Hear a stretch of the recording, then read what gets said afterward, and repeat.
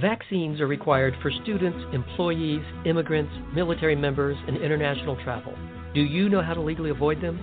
This is vaccine rights attorney and Freedomizer Radio host Alan Phillips. My vaccine exemption ebook can help you avoid the mistakes that have cost others their exemption rights. Get the authoritative guide to vaccine legal exemptions, an ebook available at freedomizerradio.com and vaccinerights.com. Let freedom ring throughout the land.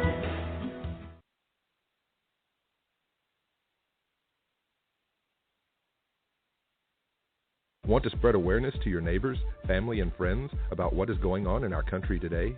It may be things you already know, like the large number of FEMA camps spread around this country to lock up citizens like you and me.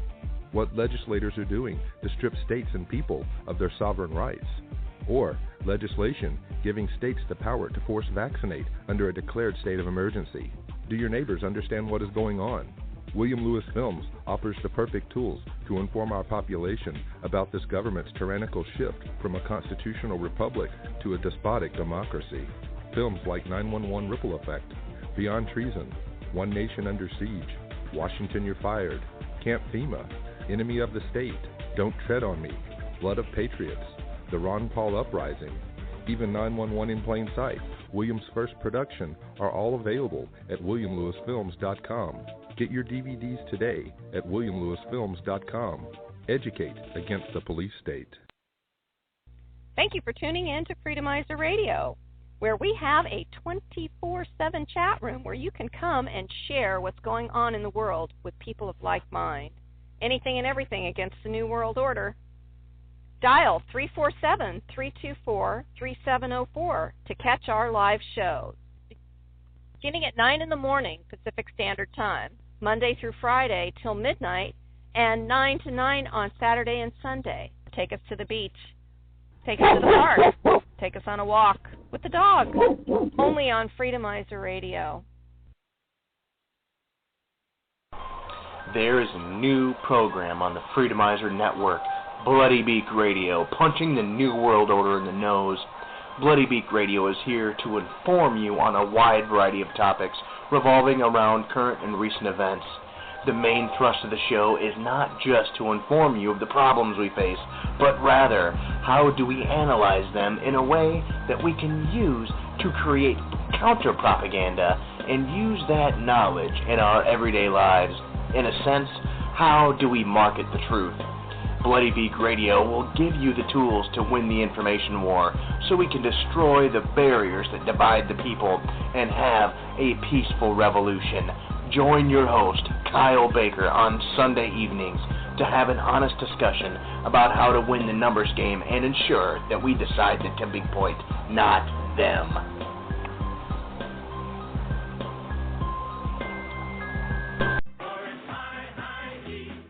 Hi, this is the Rose Colombo, right here on the Justice Club at Freedomizer Radio, where freedom is free and the truth is allowed.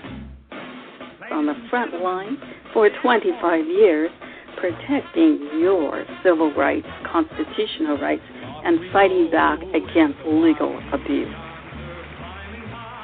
Join Rose Colombo every Monday and Wednesday at 11 a.m. Pacific Standard Time. That's the Justice Club with Rose Colombo, only on Freedomizer Radio.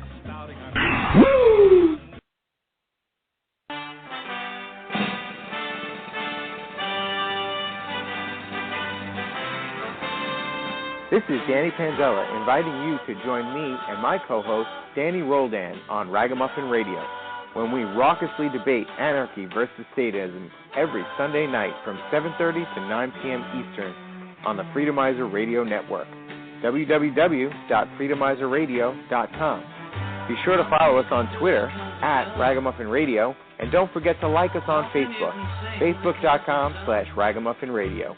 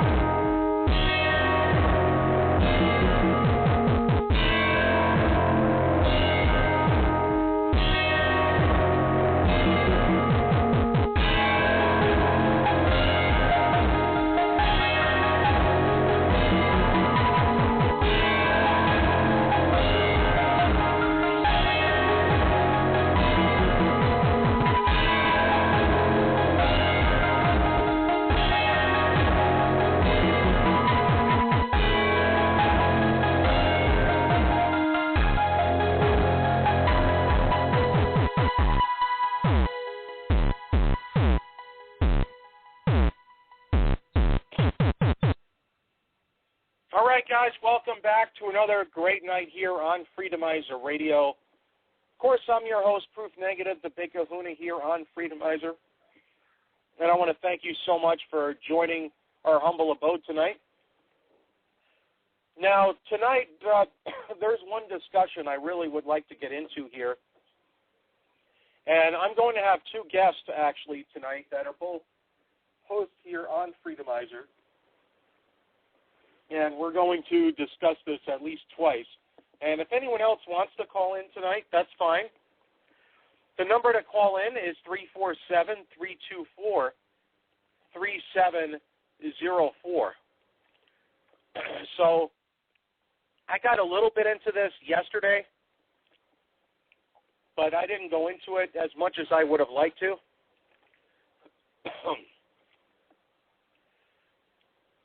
This came from Yahoo News, and when Minister Emmanuel, who will be joining us here any minute, and then Jay from We Still Believe is going to join us as well. I wanted to discuss here, Kerry is pushing for solutions as Israeli and Palestinian peace talks intensify. And to go a little further into that, I wanted to let everybody know that they are discussing a 7-year peace deal. So if any of you know anything about the book of Revelation, then you'll know that what I'm talking about here. So if you go to the book of Revelation and read from Revelation 7 to about 20 or so, you will see what I'm talking about here. And I'm not saying John Kerry is the Antichrist. However, with this peace deal, the person that is the Antichrist is supposed to be at this peace deal.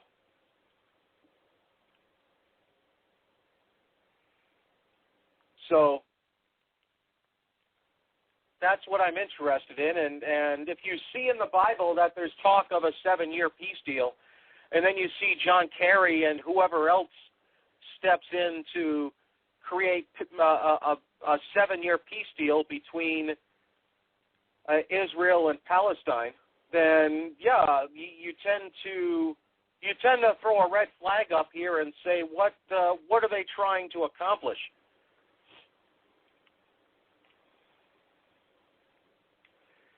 And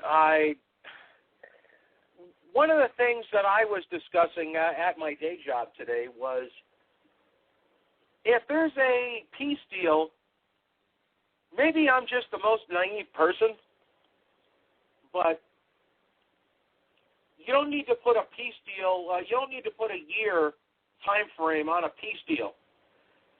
It's not as though if you allow 7 years, and then as soon as those 7 years are up, you guys can go back to fighting.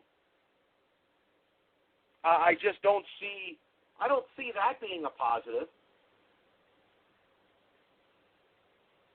To me, if I was to be friends, say one of our show hosts here on the network, Blake, say if I was his friend, I don't have to put it on paper that I'm going to be their friend for 7 years, and then on the 7th year and 1 day, then I just pack up my stuff, go somewhere else, and don't talk to them anymore. As far as I'm concerned, a peace deal should be about as permanent as you can get it. And 7 years is not exactly the same thing as being permanent. And maybe it's just the Christian in me that sees this, and I'm extremely apprehensive. But this totally scares me here. Well, everybody knows my mantra, I ain't never scared. But at the same time, it's just that once that's settled, you know you have 3.5 years before it starts popping off. And I don't think that if you sign a 7-year peace deal and the 7 years go up and everything's good, are you going to sign another 7-year peace deal after that? I don't think so. But I did request some help today on this, so I do have 2 good stewards here that we're going to discuss with, and later on we're going to have Jay from We Still Believe. Right now, I want to see if we can put this into dialogue here with the one and only Minister Emmanuel. Welcome, God bless you. How you doing, Proof? It's a pleasure and an honor to be here. Thank you. You and the adequateness. You something else, my brother. I'm rolling in at a C+, but this really scared me yesterday, Minister, and I was going through my show prep for yesterday and today, and when I see John Kerry, and then there's other articles across the world that says the goal is to get a 7-year peace deal in place. Obviously, I'm going to go to the man that knows more about this than anyone on our network, which would be yourself. Praise the Father. But look, Proof, when you showed it to me, you saw the first thing I said was, "Wow, that's scary." Because right, and I just the Yahoo one that's a lot more cleaned up because I have other articles in relation to it, but people tend to trust Yahoo, so I just wanted to show that this is the politically correct version. Seriously, people trust Yahoo? Wow. Hey, if it's Yahoo, USA Today, New York Times, you know how that works, where it's a quote-unquote credible news source because it's everywhere. Well, you know what? Donnie and I discusses this a lot, and the thing about this is proof. This just goes to prove to you that man is actually trying to defy the scriptures. They say they look at it and they clearly say, okay, it's supposed to be a 7-year peace deal. And what do they go after? They go after a 7-year peace deal. And why not a 10-year peace deal? Or why 5 or 12? Or why is it actually 7? Because man is actually defying the scriptures. You know, they want to bring all of this. See, in their mindset, it's like, okay, we need to stick with the scriptures. They use the scriptures as their playbook because they want to try and disprove the presence of the Creator. So that's why they stick to them so adamantly as they do. But the fact of the matter is, they're using the scripture. So they go after a 7-year peace treaty and what have you because they want to see, okay, God, what you going to do? And they are actually calling themselves trying to push the hand of the Creator. And the thing about it is, we are the ones that are that are going to be in the balance. You know, a lot of things wouldn't have to come to pass if we would quit being the lambs led to the slaughter. If we wouldn't just allow these people to do certain things. And this is one of them. Who is John Kerry? John Kerry is not representing us. Why are we over there? Look, we need to decide, okay, you know what? Everyone that is a Christian, then we need to prove that you are a Christian. And once we do that, we'll allow you amnesty in America. We're not going to let any old one that says, yeah, I'm a Christian, coming to the borders. You're going to have to prove that you are a Christian. So we're going to have to find, some things that you have done previously to see what side you're on, which we have many sources that can do this, especially over in Palestine. Right. If I can interject here, Minister, if somebody is a Mormon or Catholic or Jewish, I don't mind them. I welcome other people, but the thing is that I'm going two directions at once here, and I'll clean it up afterwards. It seems as though, Minister, that it's not the fact of Jewish people living here or Mormons. It has to do with there's a groundswell of atheists that are coming out of the woodwork and pronouncing that they are of no faith. And what I believe strongly is that if you don't believe in anything, you're going to fall for the first thing that comes in front of you. Well, you would be right about that. And let me give you an example, Minister. I don't know if you heard over the weekend. Barnes & Noble decided that they were going to move all the Christian books into the fiction section instead of having a religious section or nonfiction. So now the King James Bible they've declared is fiction. So that's what I'm saying. It's the atheists and it's the lackadaisical people that they have no clue that it says in the Bible that there's a 7-year peace deal and the Antichrist comes at about the halfway mark of that. They don't know, and if you tell them, they're going to call you crazy for reading a book that they feel doesn't exist, and they're quite proud of it. I've never seen this before, Minister. Well, but this is what the scriptures tells us. This proof that people will be turned over to a reprobate mind, where they will believe a lie instead of the truth. People want to know that they are not going to have to answer for all the hell that they caused while they live. They want to believe in reincarnation because they want to believe that I'm going to do whatever I want to do and I'm going to die and I'm going to come back and I'm going to get a chance to do it all over again. They don't want to know or believe or have us that believe around saying, okay, this ain't what's going to happen. See, that's the whole problem because, see, we're a mirror to them, Proof.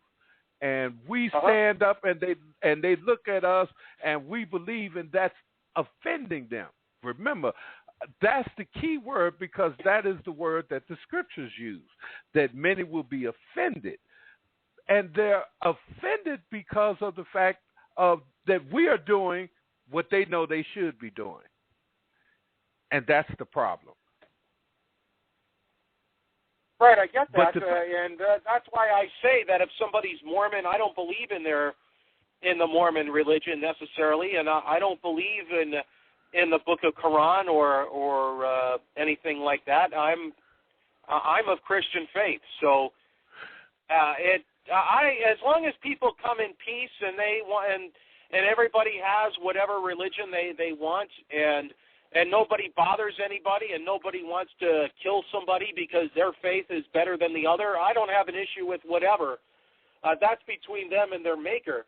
But my issue is that, like I said, it looks like we're being run to believe in atheism. And I don't know if that's because eventually they'll decide for the one world religion and everybody will somehow think it makes sense so that there's no more arguing over religion.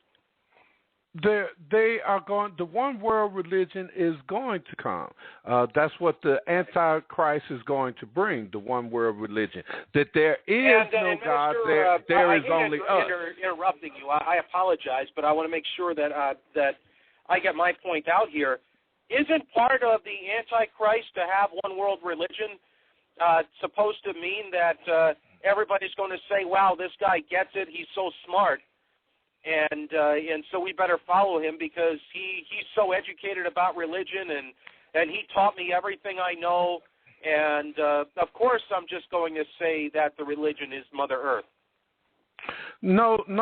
It's not going to be that per se. It's going to be the Antichrist is going to show signs and wonders.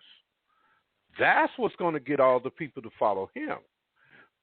Right. Because he's going to declare himself as God, and he's going to be endowed with power from Satan. And people are going to go along with him because they are actually going to believe that he is God.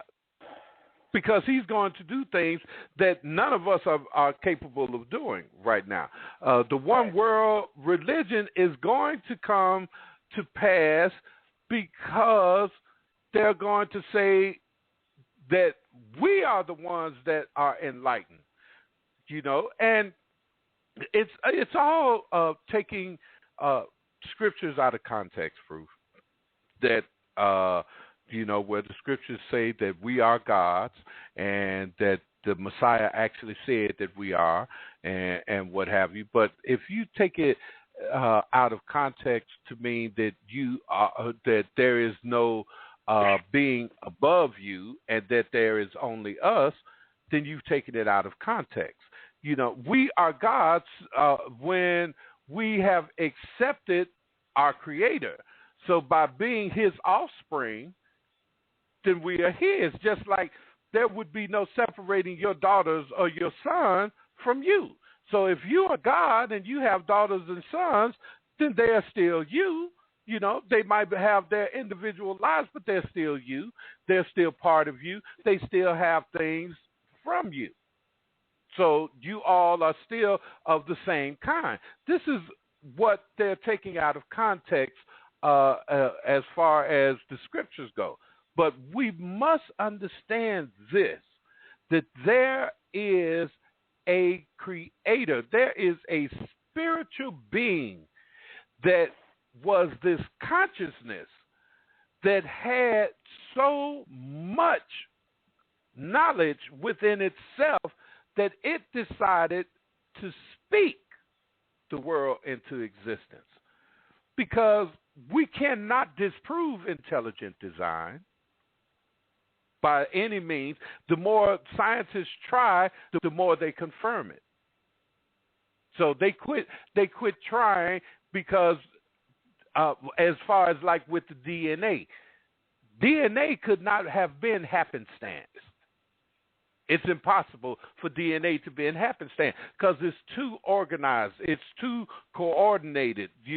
There is no way possible that a cosmic accident in space caused all of this to come into being as it did. It's impossible. All we have to do is look at ourselves and see that everything's reproductive system reproduces as its own kind. So that kills evolution. because man couldn't have descended from apes because apes are still reproducing apes.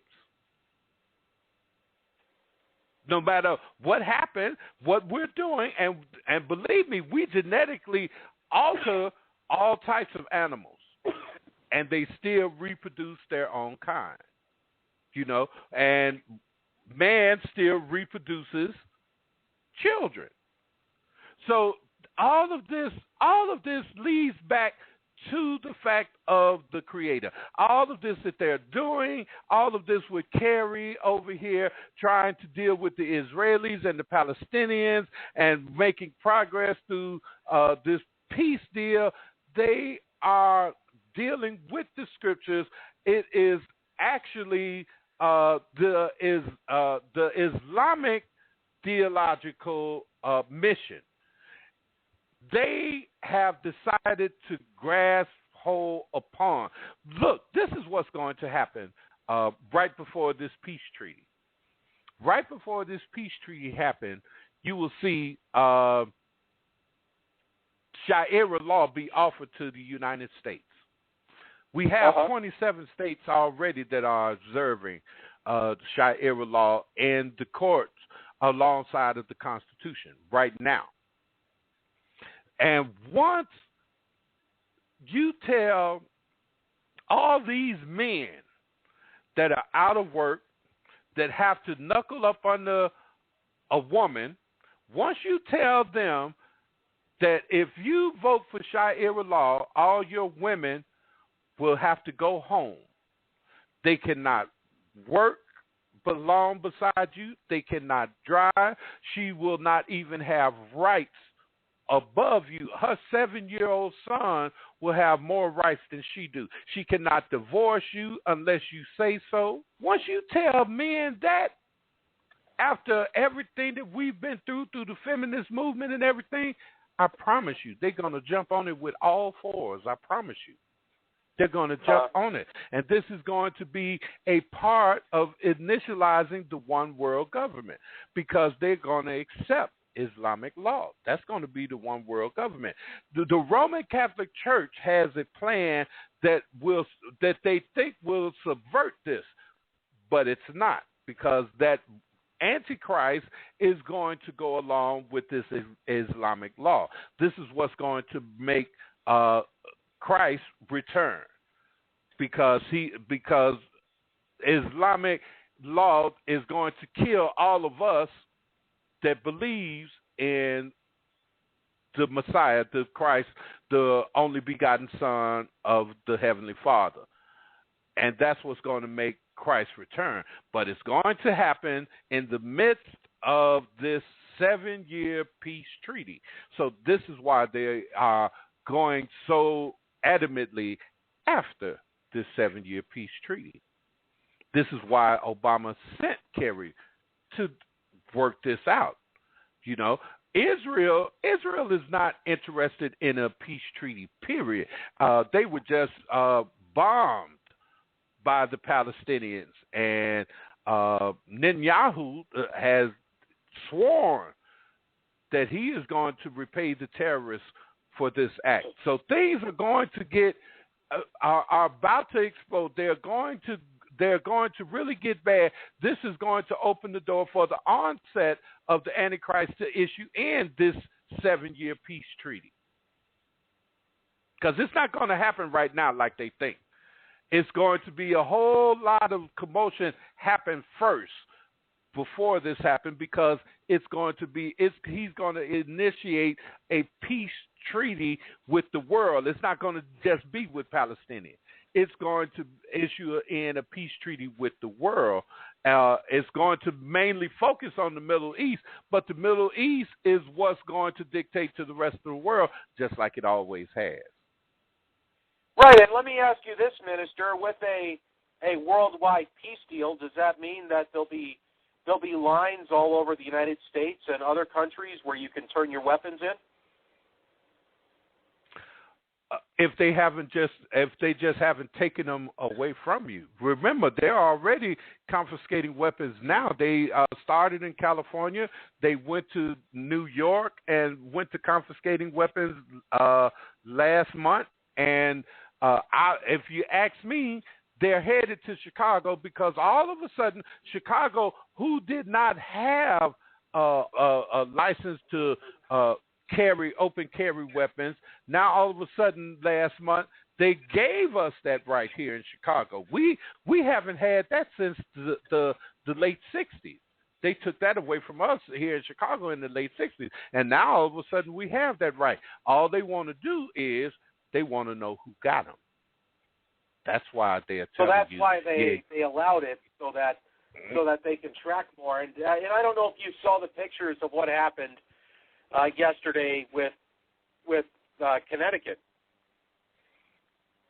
No, I didn't. What happened? No, they're allowing certain guns. Most are illegal, and as is the ammunition. So there's lines all over the place where you can either turn in your weapon at there's no money going to you, and you don't have to pay them. It's just they take your weapon and or ammunition. Or if it falls within one of the guns that they allow, then you get to register it, where before there was no registration. Oh, my goodness. And you mean to tell me just think you have to turn your ammunition in. Oh, wow. But that's lambs being led to the slaughter, proof, If you sit up and you tell someone, I'll protect you, after you done lied to me for 5.5 years already, you can't ask me for my only protection. You can't. I'm not that naive. Now, don't get me wrong. I am a man of God, and I believe in the scriptures and everything. But you know what? God never told us to be anybody's fool. Scriptures told us to be humble as a dove, but wise as a serpent. This is what the Messiah said out of his own mouth. So, you're not going to just run up on a serpent any old kind of way. Right. And this is how we are to be. But see, we have all of these liars and all of these false prophets and what have you, and tell you, just relax and wait on the Lord and all of this and everything. See, and they've taken the scriptures and they twisted it out of context. That's not what these verses were saying. People need to get them a strong concordance, because the original King James Version, which is the closest version, that the translation that we have, Greek and Hebrew scriptures, is still not perfect. It's still altered. There are still things that were, like off the top of my head, Easter is mentioned one time in the King James Version of the Bible. But if you just take the time and do a little research and get a strong concordance, you will see that the word that they translated to Easter was Passover and could in no way be translated into Easter. So this was a deliberate thing done to deceive people. And there are many more that are up in there. So what we need to do is know the truth, because people think that it's okay to go to church on Sunday, but when did God give man the right to change the Sabbath day? Where is that written at in Scripture, where man has the right to change the Sabbath day? And yet he did it. But if you check and if you do a little research, you'll see that the Roman Catholic Church did this. And not only did they do this forcibly, but they killed anyone that still observed the seventh-day Sabbath or that observed the Passover instead of following their Easter. It's called the Quardecumen controversy. And it's not here. They have it on the Roman Catholic Church's own website. It's there.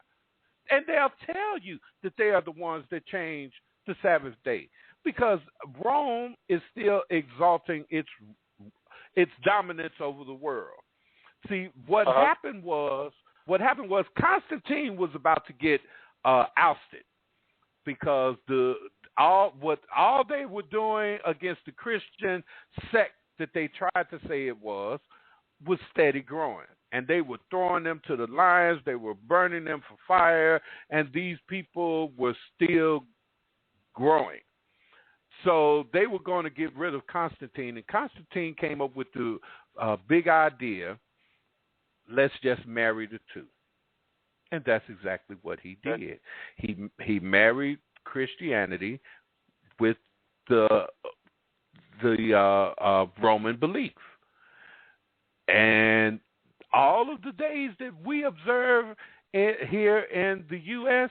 are totally against Scripture. Do you know that even right here, and when the forefathers came and they tried to establish this colony right here, that they outlawed Christmas? I've heard that before. I didn't know how true that was.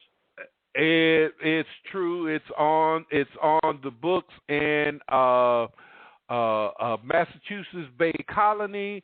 They had anyone that was caught observing Christmas had to pay 5 shillings for each offense right here in the U.S.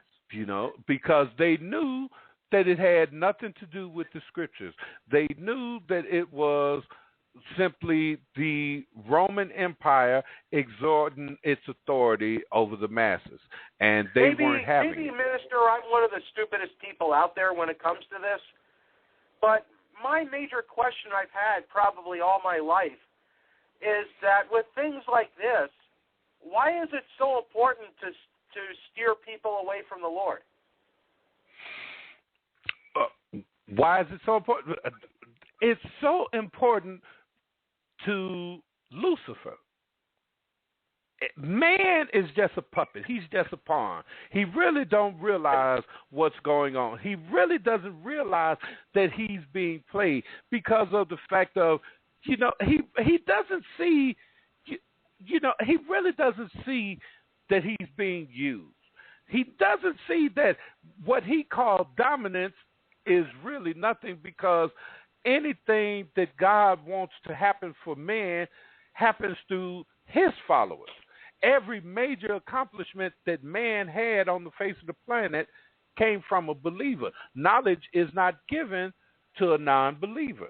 No telephone, no light, no electricity, no planes, no boats, nothing, no major accomplishment that we have achieved on this planet came from a non-believer. Our schools that were set up by clergymen. The enemy can only infiltrate and subvert, and he uses dumb people because they don't have the knowledge, and they cannot perceive the truth because their hearts are seared and they are just pure evil and don't realize how stupid and dumb they are. So they, through force, infiltrate, subvert, and take over. And they think this makes them better. No, it doesn't, because you can't fool a believer. You still see what's going on. Your eyes isn't shut. You still Is that why, Minister, that liberals go out to college campuses and try to promote their way of thinking, is because they're young and impressionable? Exactly. Because this is where we need to get them. They saw when John Harvard and I forget Yale's name, the guy that started Yale, our children, the believers' children, the followers of Christ's children were excelling, and they weren't in the gangs when America was young and what have you. So their children were beneath our children, and they couldn't have that. So they had to infiltrate, and they insisted on making us, because they knew we're supposed to have a heart, we're supposed to care about everybody, and they used that to open the doors for them to come in and for their children to come in. Now, don't get me wrong. They always knew they had their plans set in place. And in our schools of higher learning, now they set up these sororities, the secret societies. And that is exactly why they come to the college campuses, because we need to catch them now and what have you, and indoctrinate them into our way of thinking. We need to catch them before they realize the truth. You'd be surprised. My nephew, who is an atheist, had been telling me all the time, Uncle Kenny, all that you believe about Christianity is wrong. And I tried my best to argue with him, but all of this was revealed to him in college. He went to University of Urbana in Champaign, Illinois. And all of this was revealed to him. And I'm like, and I had to tell him, last month, I'm like, you knew all of this? I mean, and they taught you this? Which really dumbfounds me, that they taught him that Monday is for the moon god, and Saturday is for Saturn, and Sunday is for the sun god. All of our days of the week are to pagan deities. What the hell is a January? That's right. Yeah, I know it's something in pagan speak. I just don't know what it is offhand. These January, February, these are all names of deities, the god of war and all of these things. Everything about the United States was subverted. What they infiltrated and they subverted what the forefathers set up. Because if you look in scriptures, only one day of the week had a name. That was the seventh day, and it was called the Sabbath. Everything else was day one, day two. So with the months of the year, they are the first month, the second month, and all of this. The names that even the Jewish people have come from Latin when they were in captivity, and that's where those names come from. I was shocked on Christmas Day when Min Emmanuel, the Prime Minister of Israel, wished everybody a Merry Christmas. I could not believe that he was that blind. So everyone in Israel is not following the truth just because they are Israel. So the thing that we have to know proof is, we have to go at the scriptures and seek the truth out of them, because as much as man has tried to alter them, there's still enough truth there with presence of the Father's Holy Spirit where he can lead you to all of the truth, because that's the job of the Holy Spirit. The Messiah told us when the Holy Spirit comes, he will lead and guide you into all truths and bring all things to your remembrance whatsoever I have told you. So if we would just with an earnest heart seek him, not, oh yeah, I believe, and they go on and they go to work and and they compare their spirituality to another flawed human being, you're deceiving yourself. You need to know what is expected of you. You need to know what your Father says. All of those stories that are in Scripture are there for a reason. They are there for a reason to show you what the Father tolerates, what will happen if you do like they did. What we're doing with the holidays, with Christmas and New Year's and Easter, is called syncretism. In the scriptures, it's called mixing that which is holy with that which is profane. And we were told not to do it in the book of Jeremiah, the 10th chapter. Learn not the ways of the heathen. Do not observe me and serve me as they serve their gods, for every abomination they have committed to their gods. And we were commanded not to do the same. But when people say, oh, well, I'm keeping Christ in Christmas. Christ was never in Christmas. They were observing Christmas in the winter solstice long before the Messiah even stepped on the planet. They were observing Easter and worshiping the god of fertility with the Easter bunny and the eggs long before the Passover.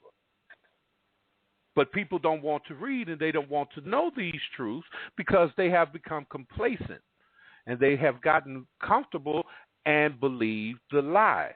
And not only do they believe the lie, but they will fight you when you tell them the truth. They actually, which goes to further show you how they're not with the Messiah. Because just like you just said, well, as long as people, aren't trying to force somebody to do as they will and whatnot, I have no problem with it. But they are not like that. The homosexuals are not like that. The atheists are not like that. They want to forcibly make you go along with them. And if I can interject here, Minister, that I covered this several times over the last few months, but now that the homosexuals, I'm not for or against homosexuality. If they want to be whoever they want to be, like I said, that's up to them and their maker. I'm more of a libertarian when it comes to that. All I ask is that you don't subject me to this stuff. You whatever you do behind closed doors, that's as long as it doesn't have to do with myself. But that's not what they want. But let me bring this up, Minister. I covered two different issues I want you to take in here. One, California just gave the right for boys and girls from kindergarten through 12th grade to use whichever restroom you feel that you need to use. So if you're a junior in high school, you want to use the girls' room, all the more power to you. And the same thing with sports. If someone doesn't make the starting guard on the basketball team, they could now in California apply for the women's team.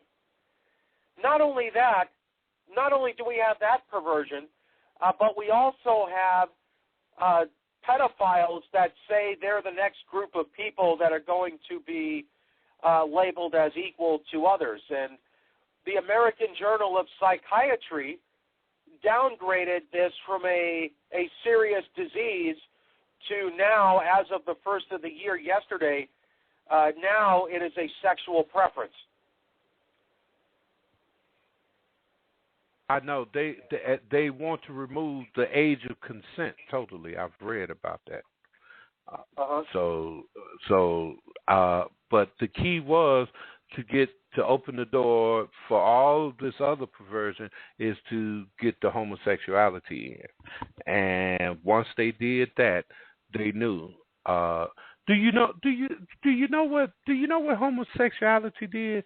Homosexuality opened the doors for every other perversion, for the pedophiles, right, for bestiality. Obama last year they had a law in place for all the soldiers that right, if you got caught having sex with an animal, you would be drummed out of the military, dishonorably discharged. Yeah, now it's just normal behavior. He removed that law. Exactly. You know why? He removed that law for the simple fact of he knows that we are over there. And he knows that there are a lot of people over in the Middle East that has been doing this anyway. And he knows that we have, when you have somebody that volunteers to go over and kill somebody, they already are of low esteem mentally. So he knew that they would ETS back home.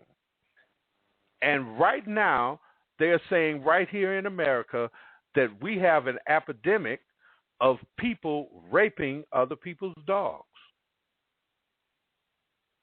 Didn't read about that one, huh? Oh, you did? Oh, yeah. So we have, this, I mean, the thing that really gets me is proof is, where are all of these people that say they believe? Where is the outrage? Where is the outcry of the masses? I mean, they're nowhere. They're on Facebook. And people don't realize, people are so, America has been so dumbed down, Proof, that they don't even pick up on reverse psychology. What's the best way for me to keep you on Facebook? Threaten to take Facebook away from you. And that's what they do. Oh, we're going to regulate the internet, and they're going to stop us. Oh, we got to fight CIPA and whatnot. Them people don't want you off of Facebook. If you're not on Facebook and on social networks, you might be out in the real world messing up their plans. They don't want you off of Facebook. They're using reverse psychology, and we don't even see it. We can't. We are just that clueless. They want us right there, bitching and moaning right on Facebook, because now we know where you at, and we can continue. If you notice, look at everything that has been signed and sent and set up and signed by Obama always happen around a holiday. Why is that? So that nobody's reading it. The NDAA Act was signed December 31st last year. Yeah. Year before last now. Yeah. That son of a gun left his vacation in Hawaii and came back to Washington to sign that.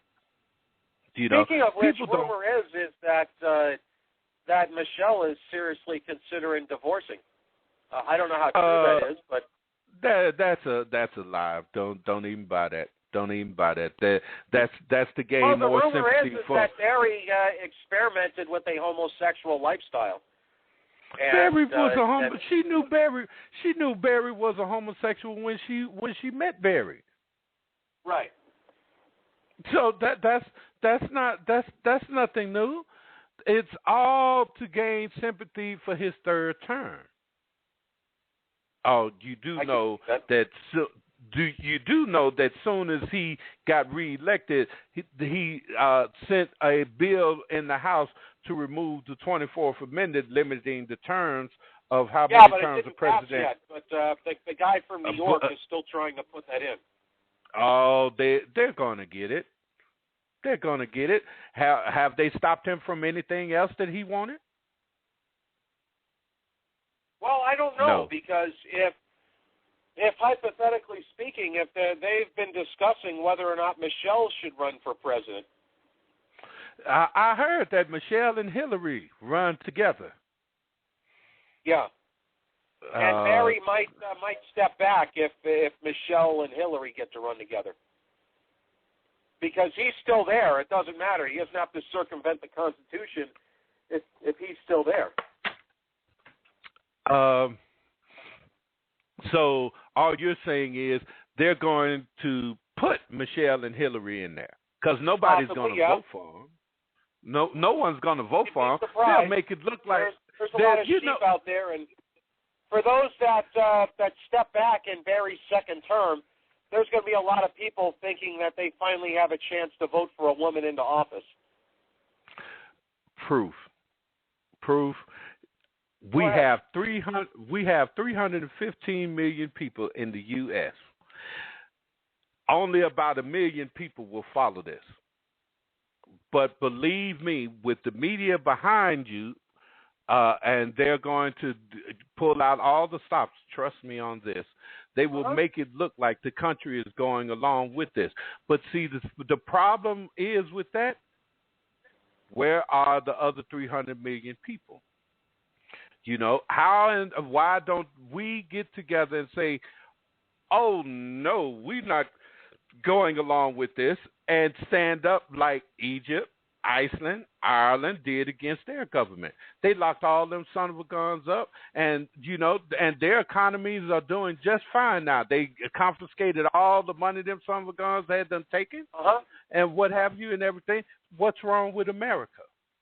What is our problem that we see all of this going on and do nothing? Yeah, but you're going to have a lot of people that say that, just like with Mitt Romney, that the other side isn't worth voting for, and so I'm going to stay home. Yeah, well, that's because they don't have an option to stand up and get rid of all of them. That needs to be our third option. Don't give me two sides of a double-headed coin and both of them evil. Yeah.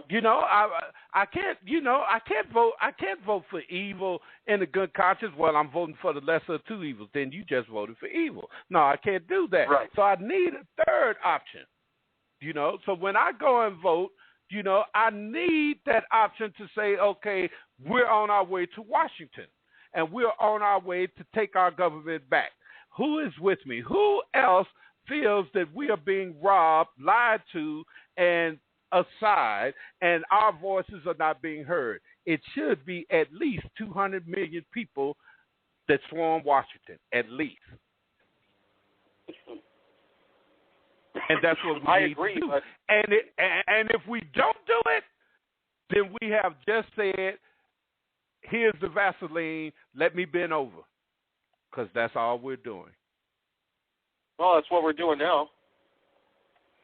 Yeah, see, that is not what the Scriptures teach us. The Scriptures teaches us, proof, that we need to stand up against oppression, that we are to relieve the oppressor. This is what the Scriptures clearly tell us. And people have gotten into self so much. There is no love thy neighbor as thyself. It's all about me. And I got to have, and I don't care if you make it or not, I got to make it.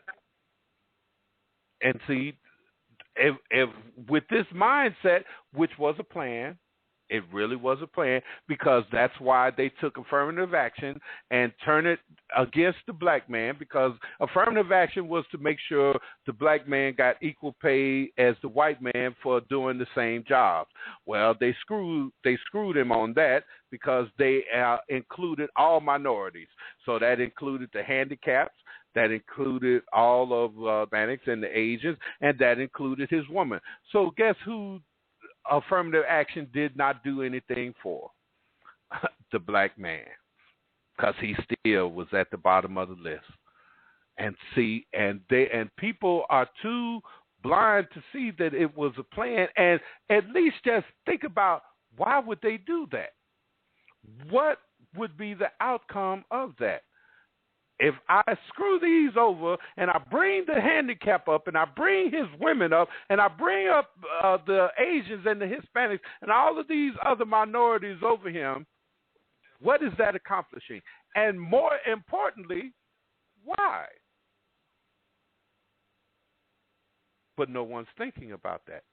No one cares. Because this made them selfish. When you took a woman who is more controllable, who is emotional, who is easily influenced, and put her over her man, which made no sense anyway, but when you said that she was just as equal, you diminished the fabric of society as a whole. Because first of all, the only way we can be equal is we are made exactly the same. So we're never going to be equal.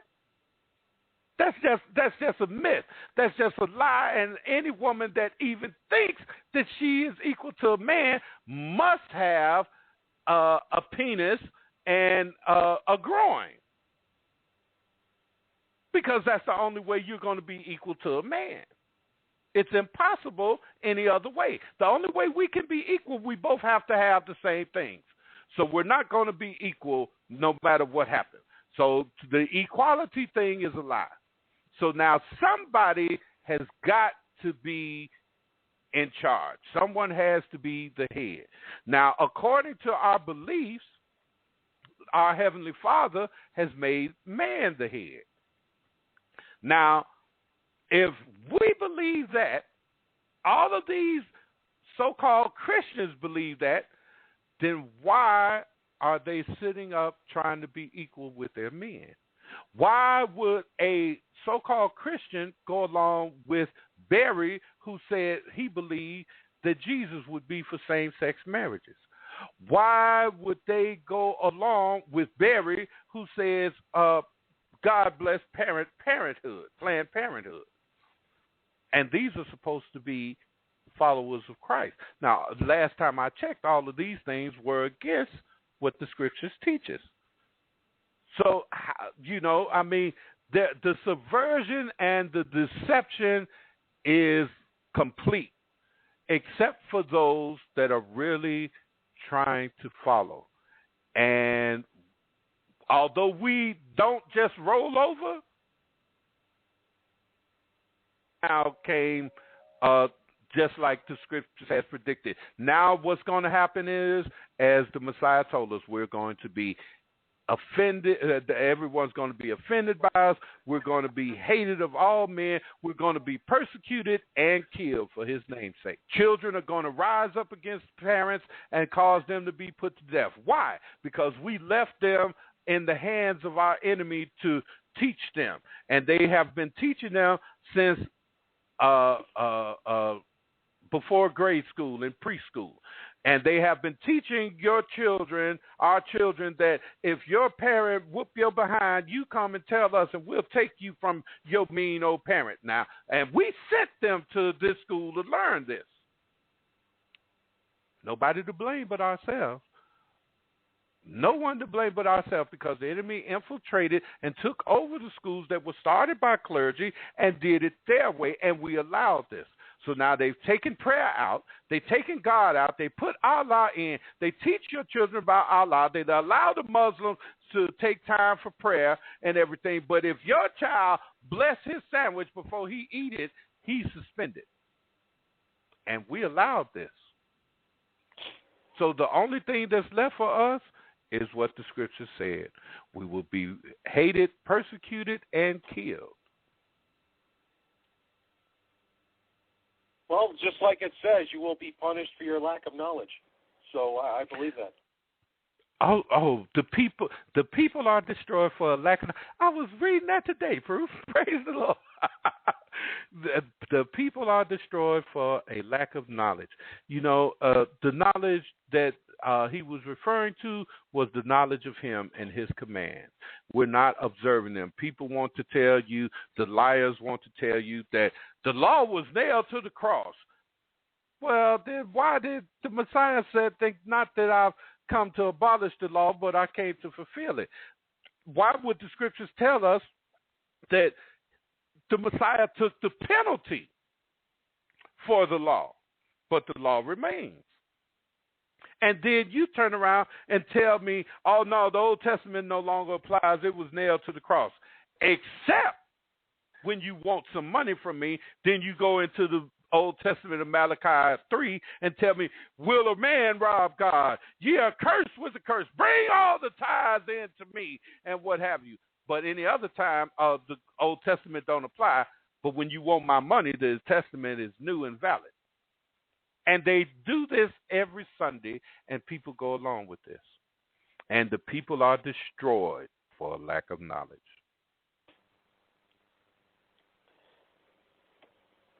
Well, but that's how the Antichrist gets in, though, because if you're not reading your scriptures, because if you've read your scriptures, you know what's considered right and what's considered wrong. But if you don't know, then when you go to the pearly gates and they ask you what happened to this day, that day, and this day, and your answer is I didn't know, that's not acceptable.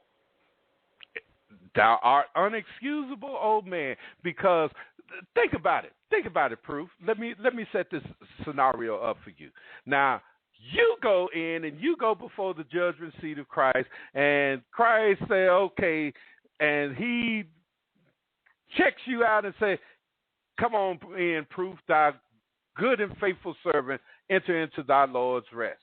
And you go in, and then here I come behind you. And we staying in the same country.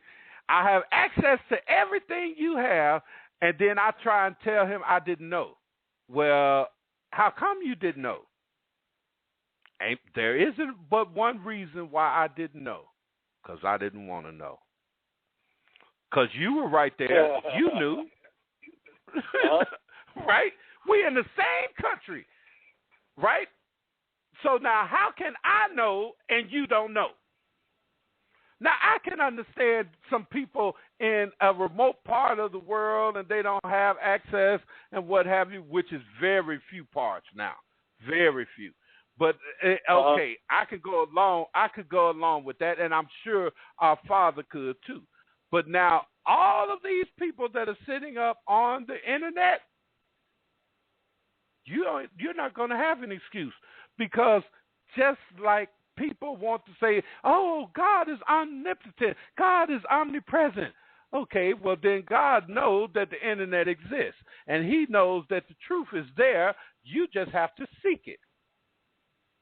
And if you don't question, seek though, it, is, Minister, is that how when someone is reborn at age 7 or 8, that some people strongly believe that as long as they were reborn, whatever they do is fine, because they accepted the Lord as their Savior.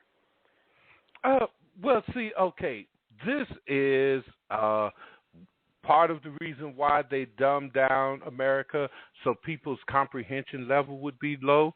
But the fact of the matter is, see, people don't really understand. It says, and for whosoever call upon the name of the Lord shall be saved.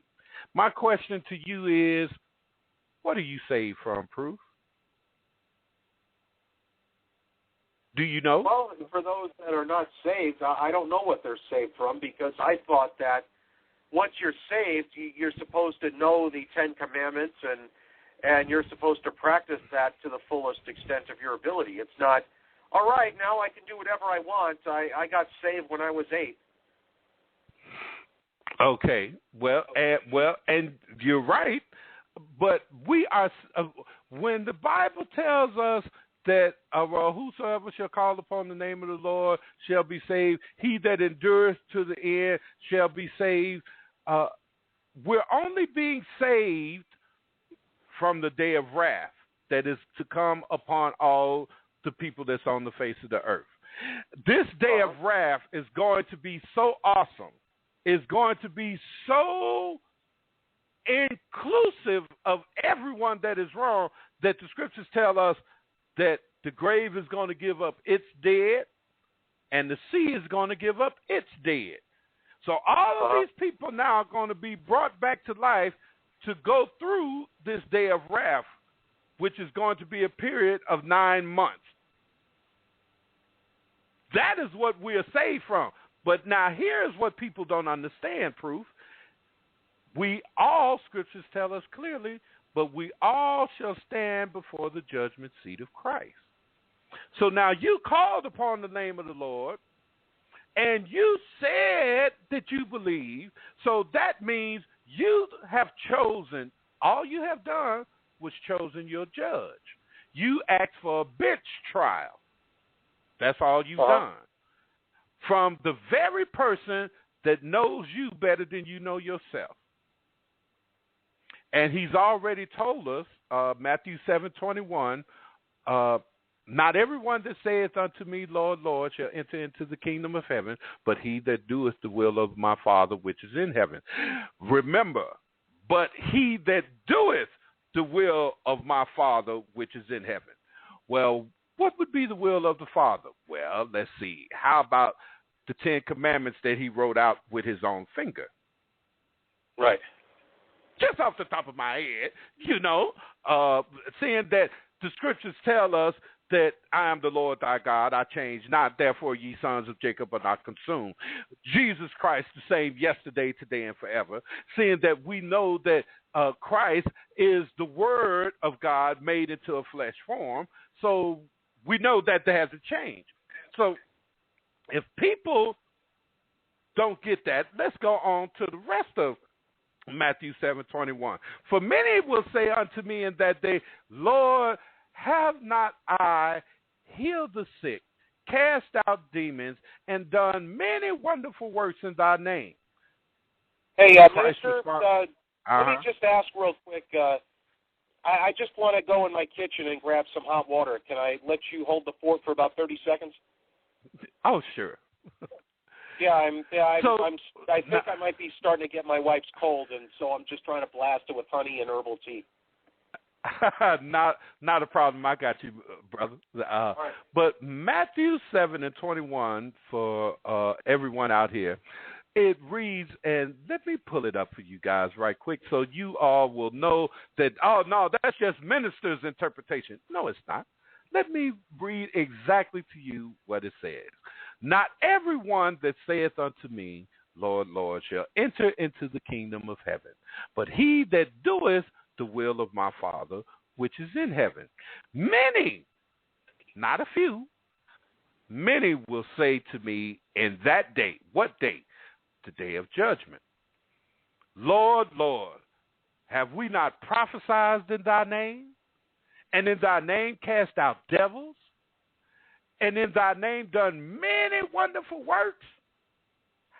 What you gonna say to me? Lord, I've done all these things. I've did your work. I've prophesied. I've cast out devils. I've done many wonderful works. The Messiah's response, and I will profess unto them, I never knew you. Depart from me, ye that work iniquity. Iniquity. The key word in that phrase is iniquity.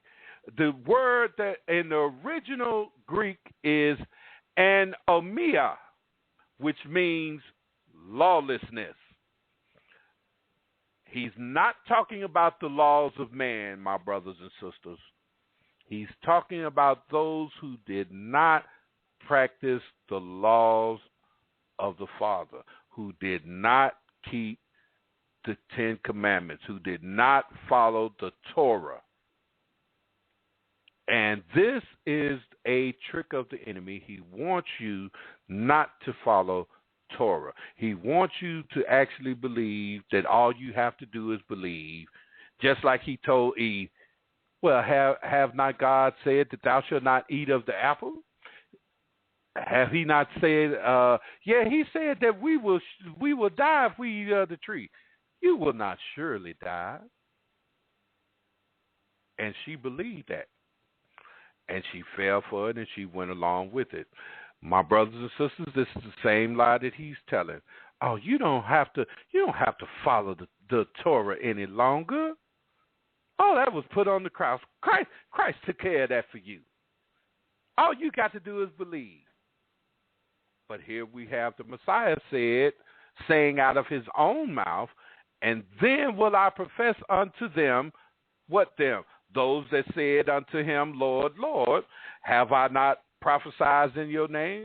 Those that said to him, have I not cast out devils in your name? Those that said unto him, and in your name have I not done many wonderful works? He will be professing to these people, I never knew you. Depart from me, you that work. And this word work in the original Greek text is ergazanahi, which means practice, work, to do. So, part from me, you that practice lawlessness, you who your life is filled with lawlessness. You don't want anything to do with the Torah. You want to claim the blessings from the Torah.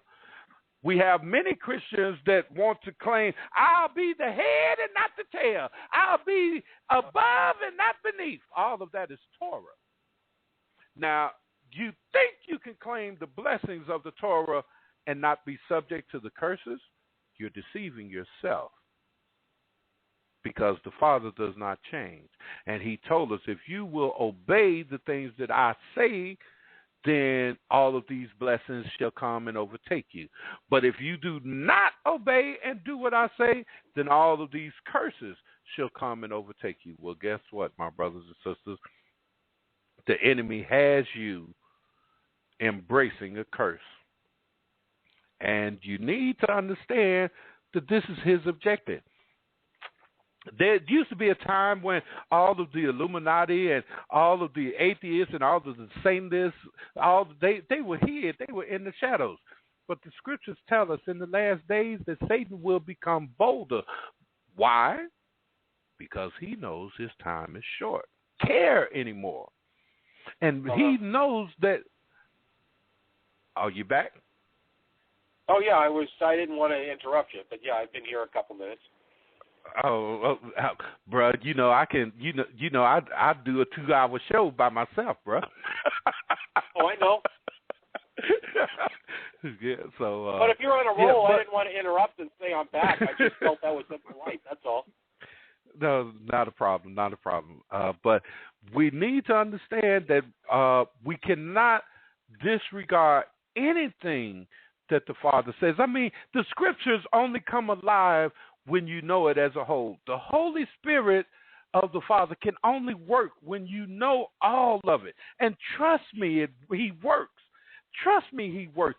Any situation you can come up and bring up to me, I can tell you what the Scriptures say about it, because the Holy Spirit will do just like the Messiah said before He ascended into the heavens. The Holy Spirit will bring it to my remembrance. But you have to know it for it to be able to work. It has to be in your spirit, in your heart, what man calls your subconscious. It has to be there for the Holy Spirit to work. But if you've never heard it, it has nothing to work with. It's like having a Formula One race car and no gas. You don't operate without any fuel, my brothers and sisters. You need the fuel of the word. Well, I thought that was a good analogy. I would say so. So, but yeah, I mean, it's all coming to a head now, Proof. Everything, the Bible is fulfilling itself at an alarming rate. I hear a lot of people who really don't know, and they say, oh, this trumpet done blows, that trumpet done blows. No. No. When the trumpets have been blown, there will be no question, for we all will know. Nobody on the planet will be able to say the trumpet has not been blown. We all will know.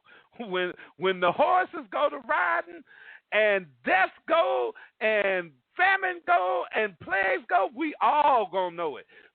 This is what the Scriptures call, that we're going through now. These are just the footmen. These are just the footmen that come before the horsemen come. Think it's bad now. It's going to get a lot worse. Oh, I believe each year is going to be worse than the year before. And you would be right. Because that's, man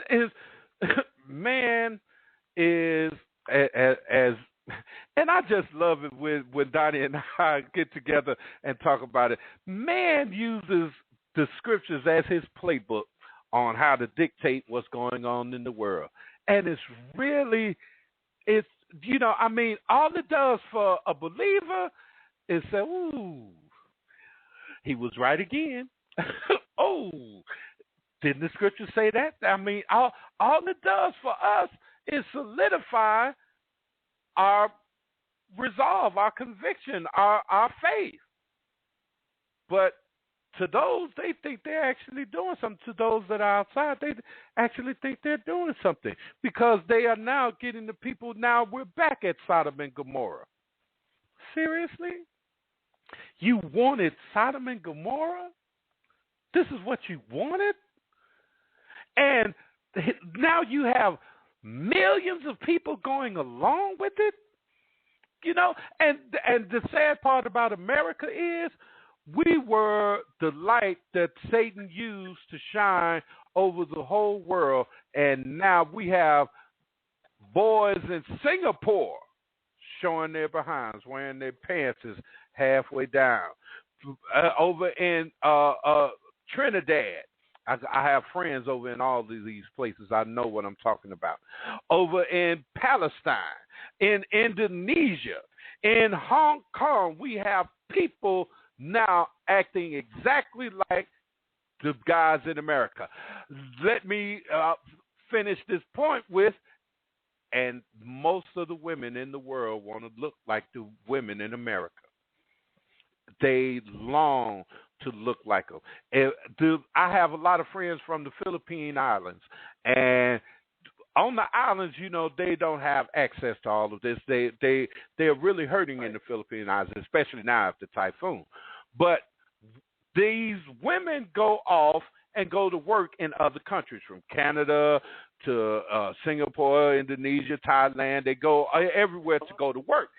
And they go to be maids and housekeepers and caregivers in other people's homes. And I watch them. I look at their Facebook pages when they first come, and you can see them back in 2009 or 2010, and they were nice, sweet young ladies and what have you. But you can look at them today, and they look any other American woman.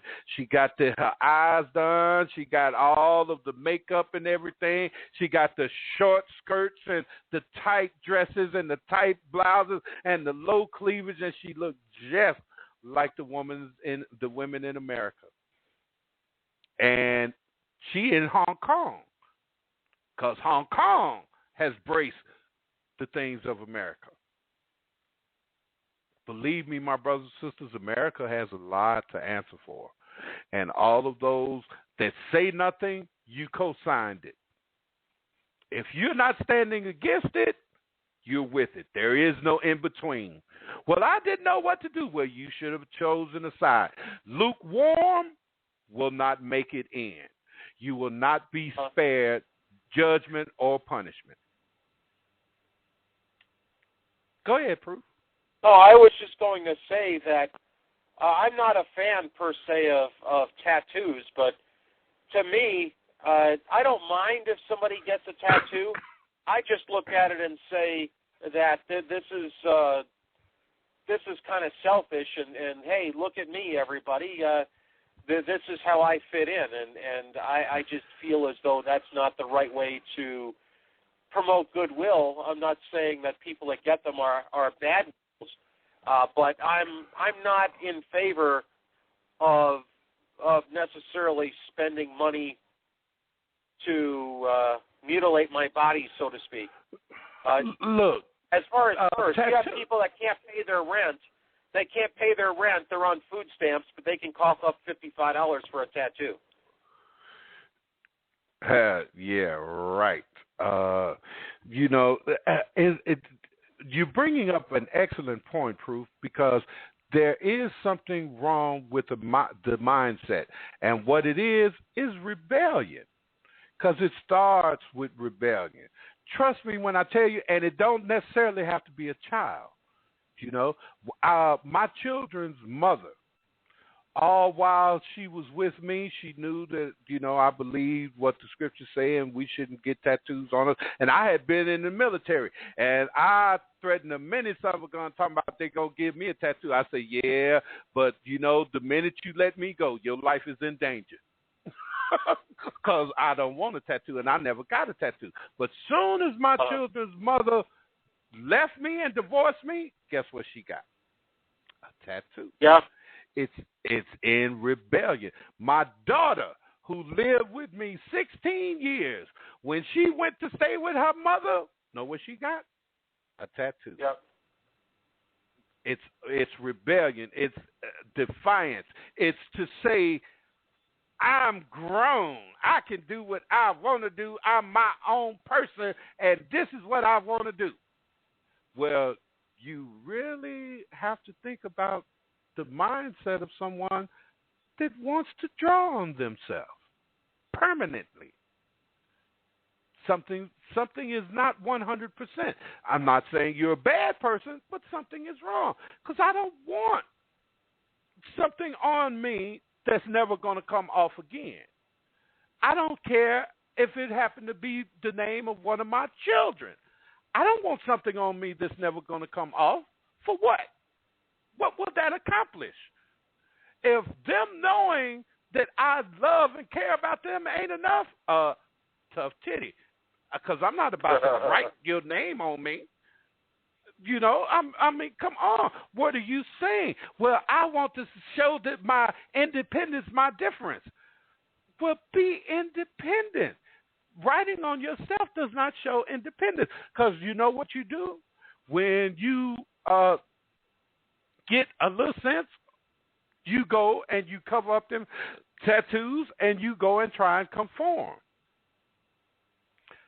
So, but I don't look at it, Minister, as I'm conforming to what society wants from me. I'm just not a fan of tattoos, and I just look at it as, I'm not saying all the time, but I'm saying a lot of tattoos are selfish acts.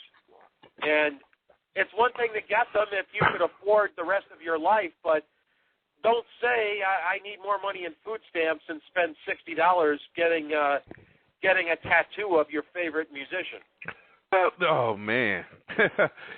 Well, now, you've opened up a door there, and, there are a lot of people, and for those of you who don't know, they aren't all black. There are a lot of people that are on welfare that do all kinds of crazy things with their food stamps. And guess what? You know who allows this? You know who allows this to happen in America, where people can turn around and get money for their food stamps? You can't go into a black store and do it, not in Chicago, but you can go into an Arab store and do it all day long. Yeah, they just want the money. People need to wake up and see that. You cannot go into Jewel Osco, into the white stores and do it, but you can go into an Arab store and do it all day long.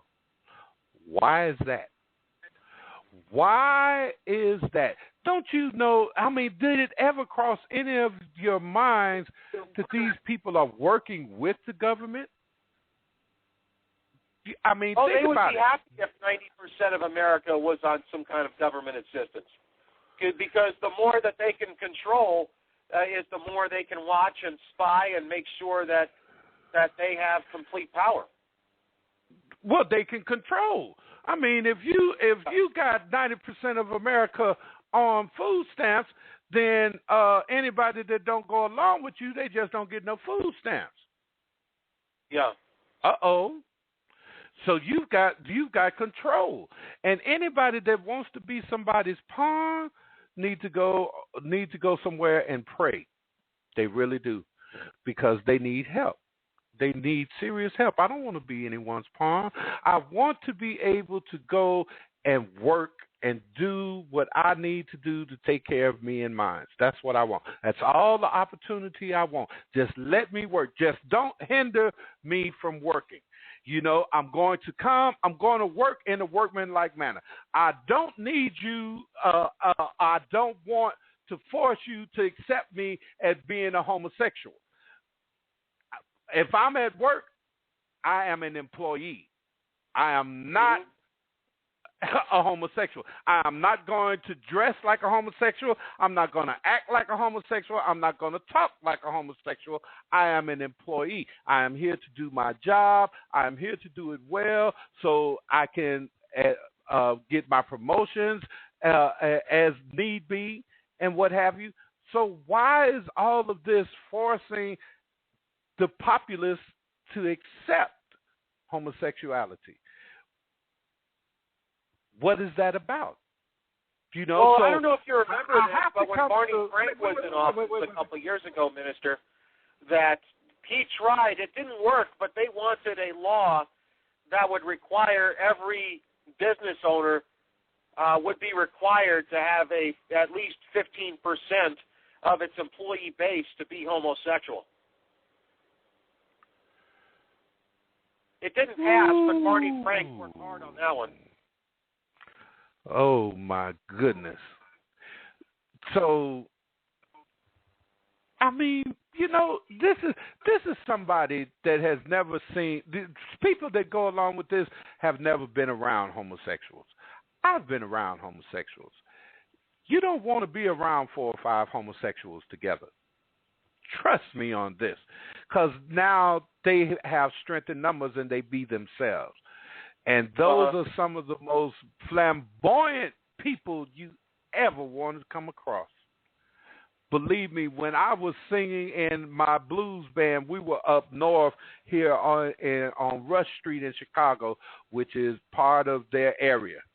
And believe me when I tell you, when those people, they're not Ellen. They're not Rosie O'Donnell. They're not like that. That's the people that they have to make it palatable for the public to accept them. Homosexuals don't act like that.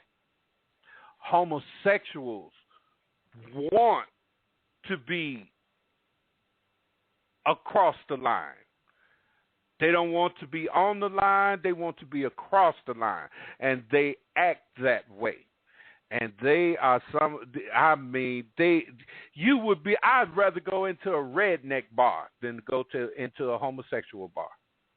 I would rather be in the Saturday night brawl with the white boys than to go into a homosexual bar. Because all they want to do is know that you are not one of them. And you are attacked just like they've been attacked all their lives. They want payback. That's all they want. And that's how they act. There's no consideration. Oh, just accept me. I could go on, and we did our show. I had no problem with, long as I was getting paid. I had no problem with what y'all do when y'all go to bed. No, y'all don't want to do that. They want to be acknowledged now out here in public, and I want to be able to come up, and I want to be all in your face just like a woman, and I don't want you to look down on me because you don't like me. Well, you know what? If a woman come up on me and I don't want her advances, I'm going to look down on her. Well, see, Minister, and that brings up a point. I remember when I was traveling as a stand-up comedian, and I got equally offended by a guy saying, "Hey, I'm going to bang that broad" or whatever. That's not what I want to hear. I don't. You're not one of my good friends, and I'm not trying to get your sloppy seconds. I happily have a relationship back home at my house, and if you don't mind, I just want to do my work and go to the hotel. Exactly. But that's not what they're about. And people need to understand this. You can't sit up and look at what was the name of that movie Robin Williams and Nathan Lane was in? Not Mrs. Doubtfire. No. It was homosexual.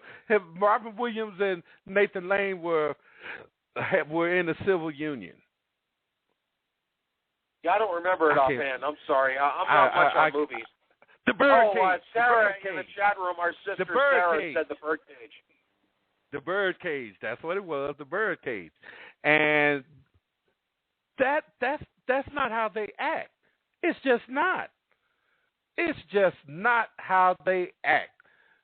There is no constraint whatsoever. It's not about, we just want to put on this show and whatnot and make the people happy and entertain the people. It's not like that.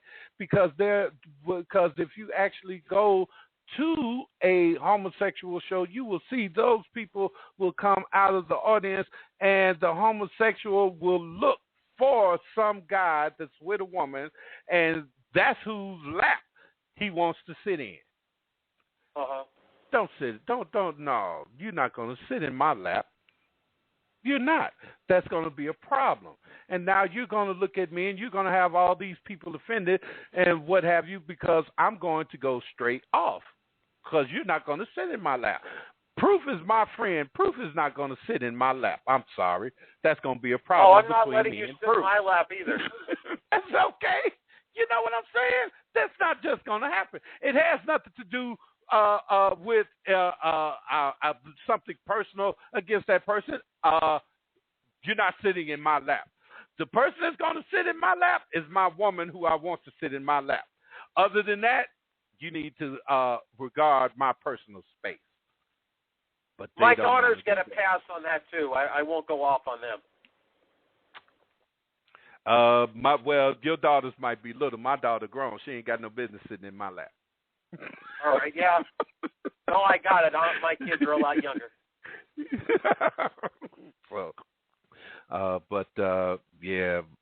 Proof. I mean, the world has went they have embraced sodomy. They have embraced bestiality. They want to embrace pedophilia. It's Sodom and Gomorrah all over again. Did I tell you about what happened with me at a Big Lots store about 6 months ago? I don't believe so. What happened, Proof? All right. Do you have Big Lots out in Chicago? Do you know what they are? Yes, sir. Uh-huh. All right. Anyway, I'm buying stuff, and they have a loyalty card thing where you get a discount if you have a card. So I gave them my phone number, and it goes to my wife, and then he says, "Hey, this is the same last name, but this is a woman." And I go, "Yeah, that's my wife. I'm married." And this guy, he was black. He was probably in his early 20s, and he goes, "Wow, you're married to a woman? Wow, that is so old-fashioned."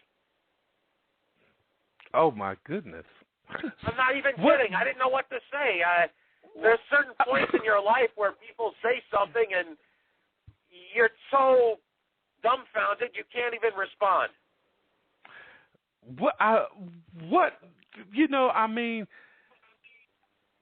See, that's unprofessional. Now, if I thought that was old-fashioned, I would have just simply said, "Oh, okay, sir."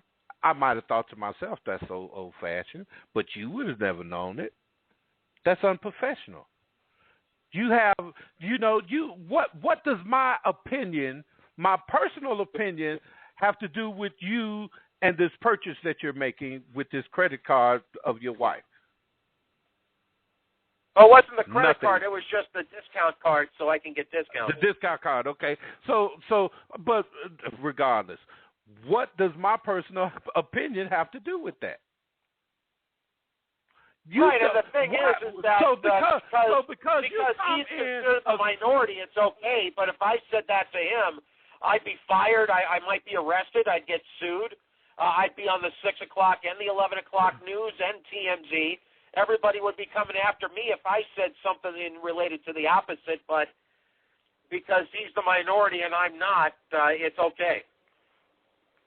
The devil is a liar. No, it's not okay. And you should have went and filed a complaint. You should do exactly that's our problem. We don't do like they do. We need to do exactly like they do. When they go and file a complaint against us, we need to go and file a complaint against them, because people are people, and just like they offended by us, guess what? I'm offended by you. And we should have just as many lawsuits pending as they do. So somebody has said, look, enough. You all need to mind your own damn business. That's the bottom line. Oh, I got a story for that one, Minister. Thinking about minding your own business, my brother, on Christmas, he had his daughter, and he took his daughter back to his ex-wife's house, because that's the girl's mom. And the ex-wife says, "Hey, I know that the court told you to pay this child support, but I need you to pay more." And he said, "Look, I don't have any extra money." So she says, "Well, what do you do with your money?" So my brother says, "Well, look, I mind my own business and you mind your own business." How about the very next day she went to family court and reported that he has his own business?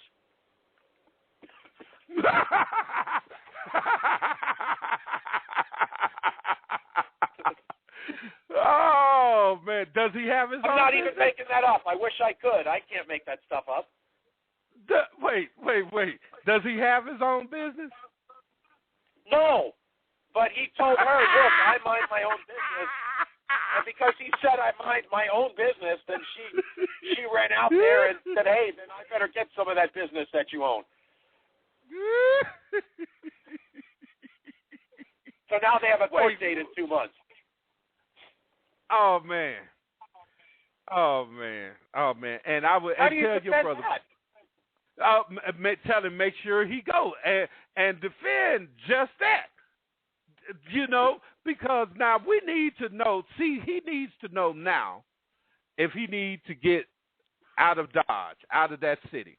And this will tell him, because if he goes to court and the court tries in any way, once he explains, look, I told her, you mind your business and I mind my business, and she took that and filed a complaint as far as me having a business and brought me to court. Now, if they move in any way, shape, form, or fashion against him, he needs to get away from there. If they do not bring up charges against her for filing a false complaint, he needs to get up out of there, because it's only going to get worse. Right, and I don't know how it is state by state, but here I asked about that I have a friend who's a family law attorney, and unfortunately here, as long as she shows up to court, all she has to do is say, I thought he had his own business, and then the judge will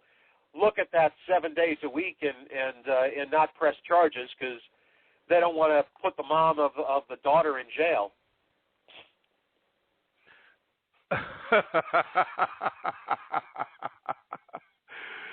Really? So only men can be punished? Yeah.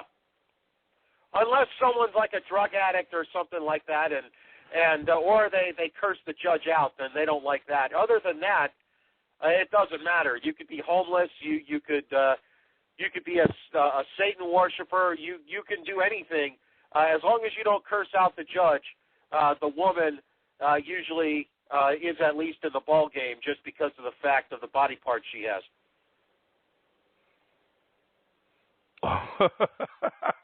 No, proof. It can't work. It can't work. You know what? I've been in family court once or twice myself when the wife left and everything. And believe me when I tell you, first of all, men need to act like men when they go to court. That's first. And I was, as a matter of fact, to be honest, I was before a woman judge, to be totally honest. And my wife sit there, and I mean, you would never have thought me and this woman had been together for 19 years, the way that woman told me down in front of that judge. You would have never believed that. You'd have thought I was the worstest, low-downest son of a gun in the world, the way my wife could. And I had to stand there and take that. And every time, okay, you know, and the judge looking at me all the time while she's talking and whatnot, and I'm standing there, you know, and I'm like, oh, and I'm praying and everything, you know, and whatnot. So the judge gives me my chance. Well, Mr. Emmanuel, what do you have to say about this? And every time I started a sentence, my wife started back. And the judge was like, Miss Emmanuel, hold on, I'm talking to your husband now. Okay, Mr. Man, so-and-so. And every time I went to respond, she jumped in again. And the judge got fed up and said, look, Miss Emmanuel, I listened at you. I listened that you tear this man down for a good 20 minutes, and that man stood there and took it. Now every time that man go to open his mouth, you still got something to say. If you say one more word, I'm going to hold you in contempt of court. I started again, and she started right back. They took her out the courtroom. I told the judge, I said, Your Honor, look, I love my wife. That's the mother of my children, and I'm not going to say anything against her. All I'm going to tell you is what she's saying is not accurate. But now to prove, and it would be in the court's best interest, I have 3 children. The youngest one is 9. It would be in the court's best interest if you would take my children back into your room and talk to my children, because they can tell you exactly what's going on in my house. And the judge was like, oh, you think you're smart, because I said it would be in the court's best interest. That's called obligating the court. And so she had to. So once she took the kids back in her chambers and came back, and she was highly upset. And she let my wife have it with all 4s. And not only only because she hadn't got that order of protection and had the police to put me out my house, right? Not only did she rescind the order of protection, but she told me, she said, you can go back home. I said, Your Honor, she still has that piece of paper from that other judge, and the police going to look, and whatever you give me is going to have a later date, and they're going to go by the first date of that on the order of protection, and hers is going to be before mine. She told me, sit down, Mr. Emmanuel. That woman sat down. She had the court clerk to make out something and what have you, and she gave me this piece of paper and told me to take it over to the police station. The same police that took me out of my house, you take this to them because they got to put you back in your house. And the police had to take me and physically go knock on the door and tell my wife that they were putting me back in my house, come to the police car, let me out, and walk me in my house. So believe me, as God is my witness, we just have to keep our composure. We have to be men before the judge, because women are emotional. I was with you. Not only did I have a female judge, but I also grabbed a female attorney just because I knew what was going to happen. So I was trying to double down, if you will. And one of the funniest things, Minister Emmanuel, was that she had her mom testify on her behalf, of course. And see, I caught her back when MySpace was popular. She was sending naked pictures of herself, so we printed them up and we brought them to her mom and said, "Is this the type of person that shows that they plan on being monogamous in their relationship?" And you show her mom her naked pictures. Is this is the daughter that you gave me? Wow. Yeah. Wow. Well, Minister, I think you know me by now. I'm one of the more straight edge people you're going to find. I don't drink or smoke or try to do anything wrong to anybody. I'm not into drugs. I don't cheat on people. I'm not a good liar. And so I could stand on the person that I am, and I'll accept that because I know where I'm good and I know my faults. So I know it wasn't because of me. But she couldn't tell the judge that her ex-boyfriend got out of prison after 9 years and she wanted to go back to him. She can't say that to the judge. That doesn't look very much like someone that wants to be monogamous in their relationship. But she doesn't want to be monogamous in the relationship. She wants to go back, so why not just own up to it? See, that's people's problem. They don't take responsibility for their actions. You know, if that's what I want to do, I would tell the judge, look, Your Honor, I got into this relationship. I had the best intentions, but, you know, I've always loved, you know, this person, and I want to go back to them. And, you know, I sent the pictures. I did that, you know, so, you know, it's over between me and him anyway. So, you know, just own up to it. You're not about to make somebody stay with you. Yeah. So just go ahead on and own up to it. You know, I take responsibility for my actions. I am nobody's saint.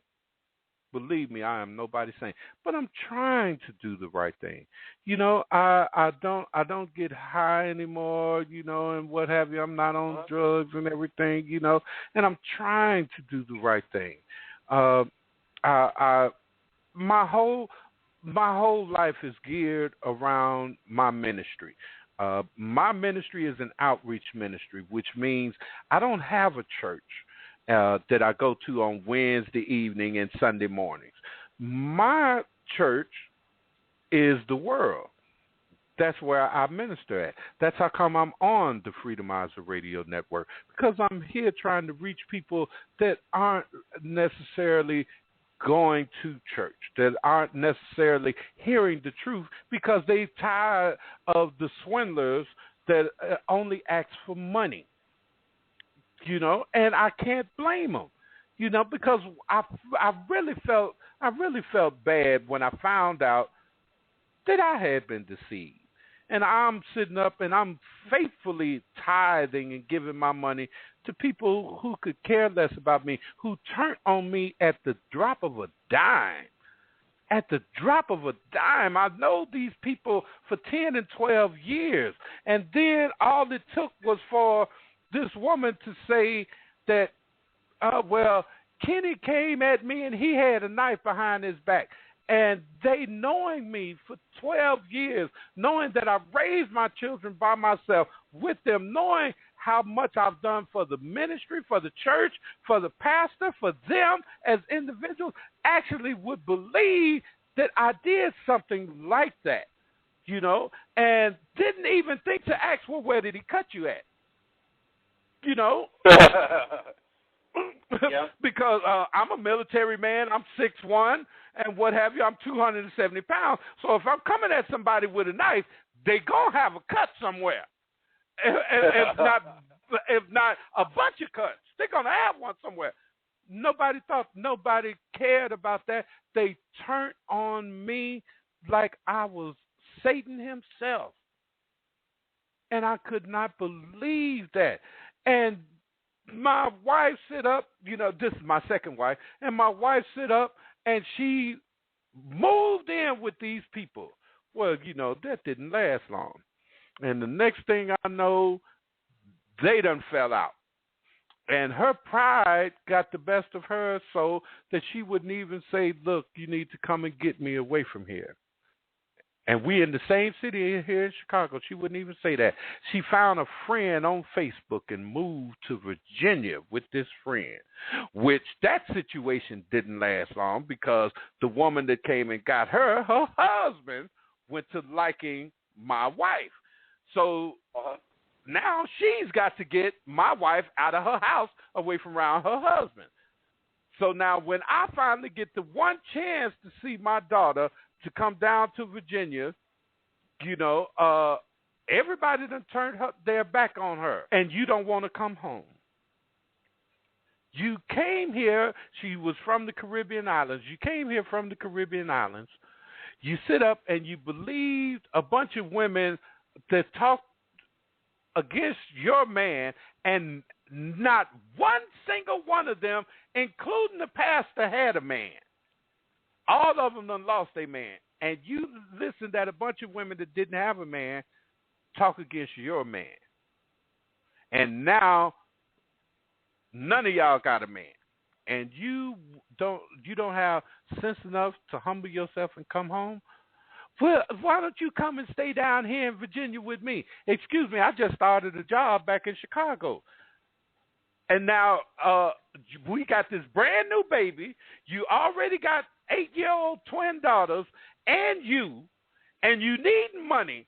So now I'm supposed to quit a job and come down here to Virginia and hope I find a job? No, that's not going to happen. That don't make no sense. I'll send you money. And that's I was in until she cut off all communications. I don't even know where they're at. She moved from where she was at that time. I don't even know where she's at now. But that's how they are. That's how things are. That's how people don't take responsibility for their actions. All she had to do was say, I made a mistake. I was wrong. I shouldn't listen to them. That's all she had to do. But people don't want to take responsibility for their actions. What can I do? I can't make anybody do what's right. You know, I can tell you, look, if you do what's right, I'm with you. I'll help you all I can. But if you're not going to do what's right, I'm not going to help you do what's wrong. Yeah. You know, she has my child, you know, and I will, and, you know, even if she called me right now, I'd Western Union her some money for my child because she got my child. But I'm not about to sit up and cut off my nose and what have you, and just come down there because this is what you decided. That doesn't make sense. Doesn't make sense. Let me ask you a question here, Minister. How long did it take you after your divorce to actually have a pleasant conversation again? The last time her and I talked,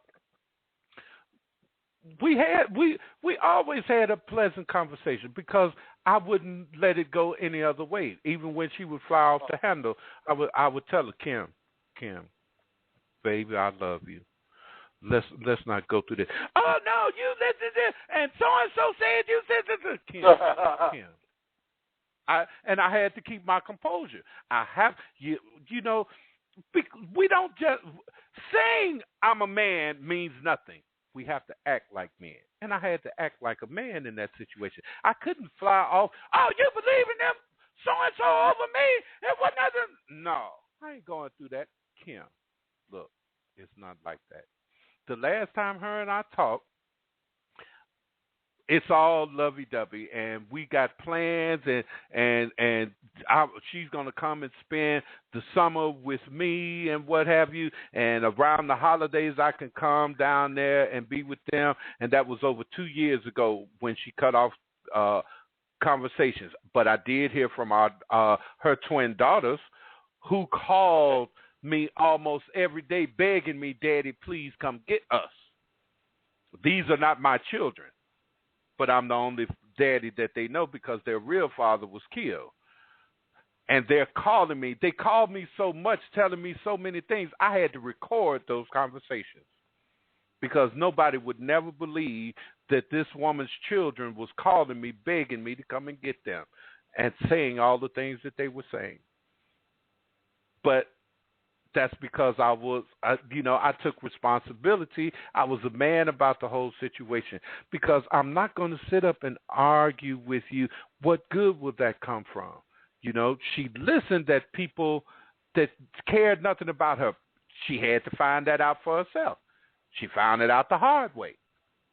You know, every person that she listened to over me ended up treating her badly. And instead of saying, okay, I was wrong, I shouldn't have did this, and came on back home and we raised our daughter, she cut off all communications.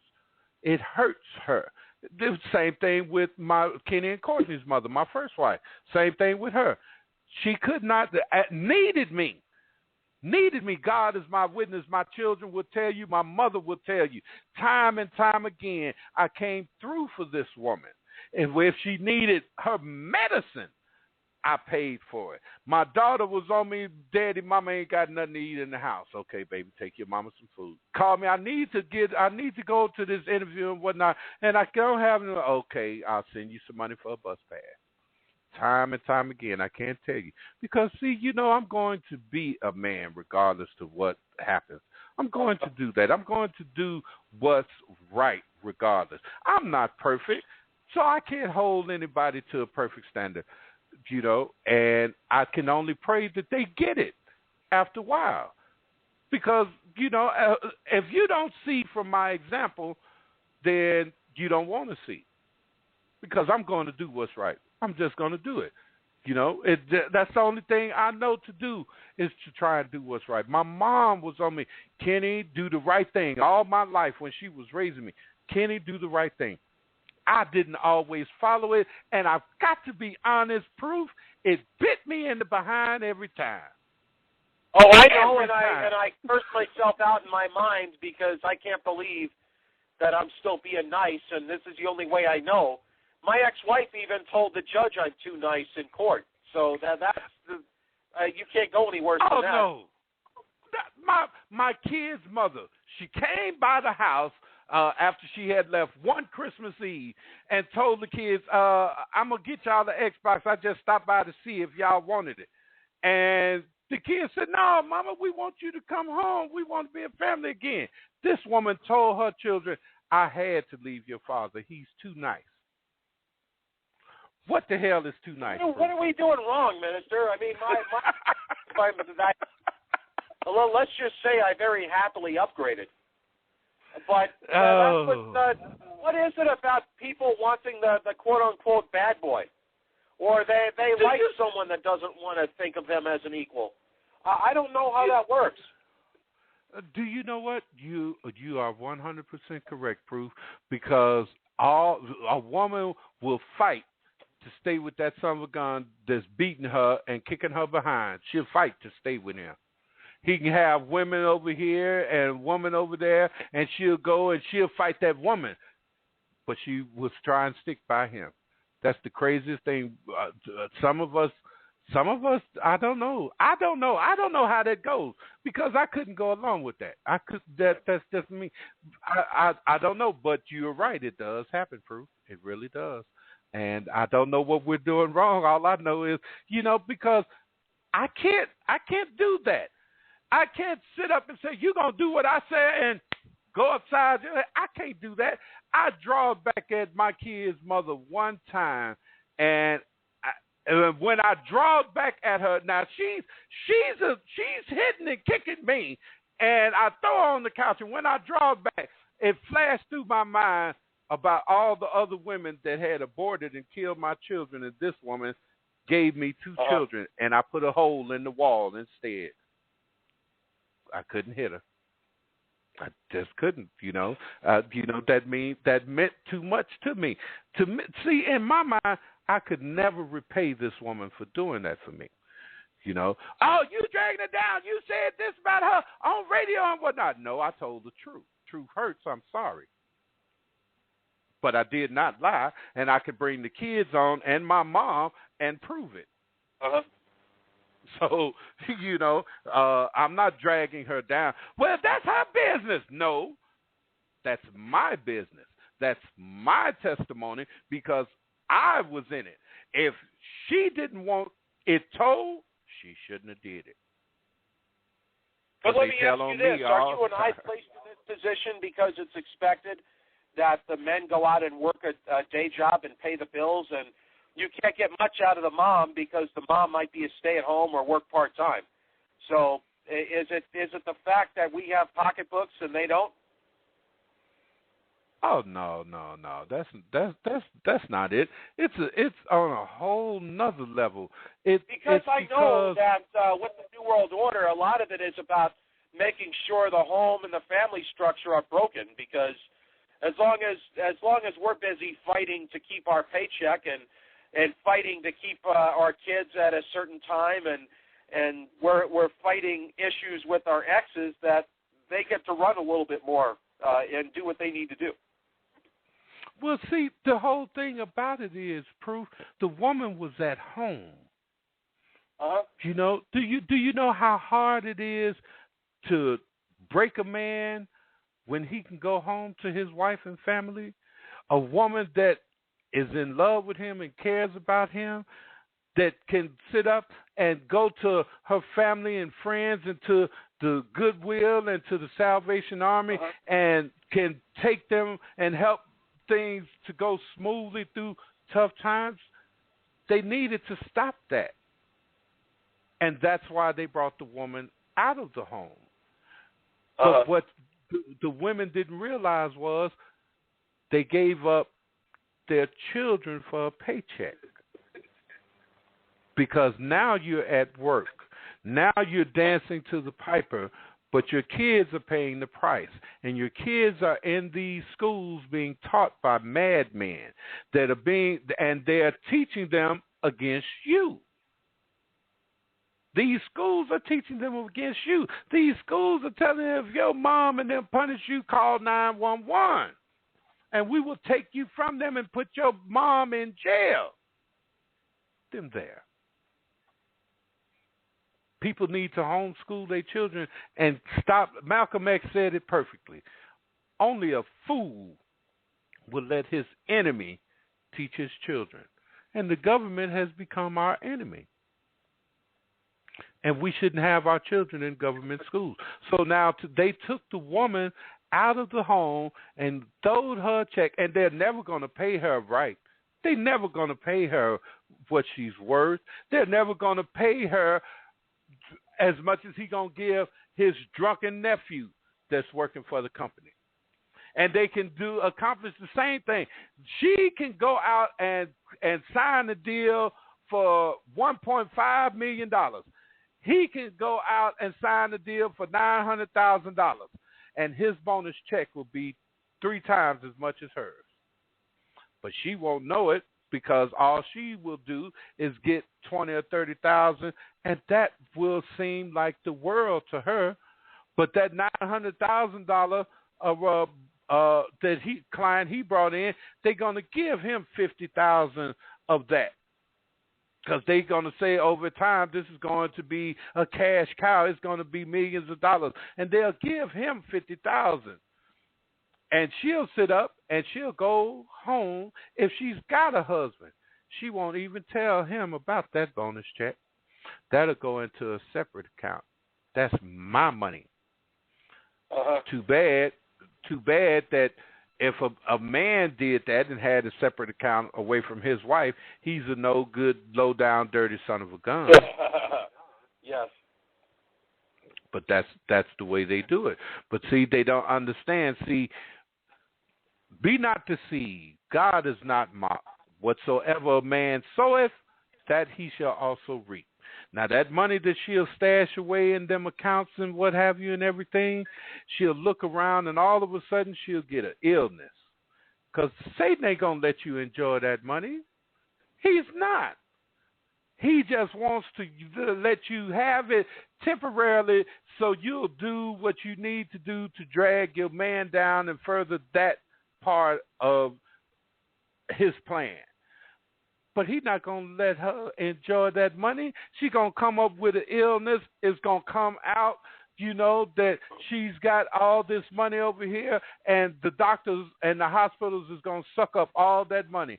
And now you have nothing except this husband that know that you have been getting bonuses all these years and stashed them away and didn't even tell them about them, and now this is all you got left. Not a good position to be in. But this is Satan's plan. And he divided, and he divided, and he divided, and he conquers. And people need to wake up, and they need to start trying to understand that it's all about loving one another. We can talk about what happened and what we've been through till we're blue in the face. The bottom line is, we need to start caring about one another. We need to bring back what they call cliches. The one that says, be careful how you treat the people on your way up, because you'll meet them same people on your way down. We need to instill these things into our children. We need to make sure everyone knows, look, I am here with you. You need to be with me, because these people that are the powers that be, they are against us. It has to be us against them. Don't let them sit up and turn you, my wife, against me. Don't let them turn you, my children, against me, your parent, because that's all they want. But if you open your eyes and look, he's got his no-good, drunken sister's son right there in the company.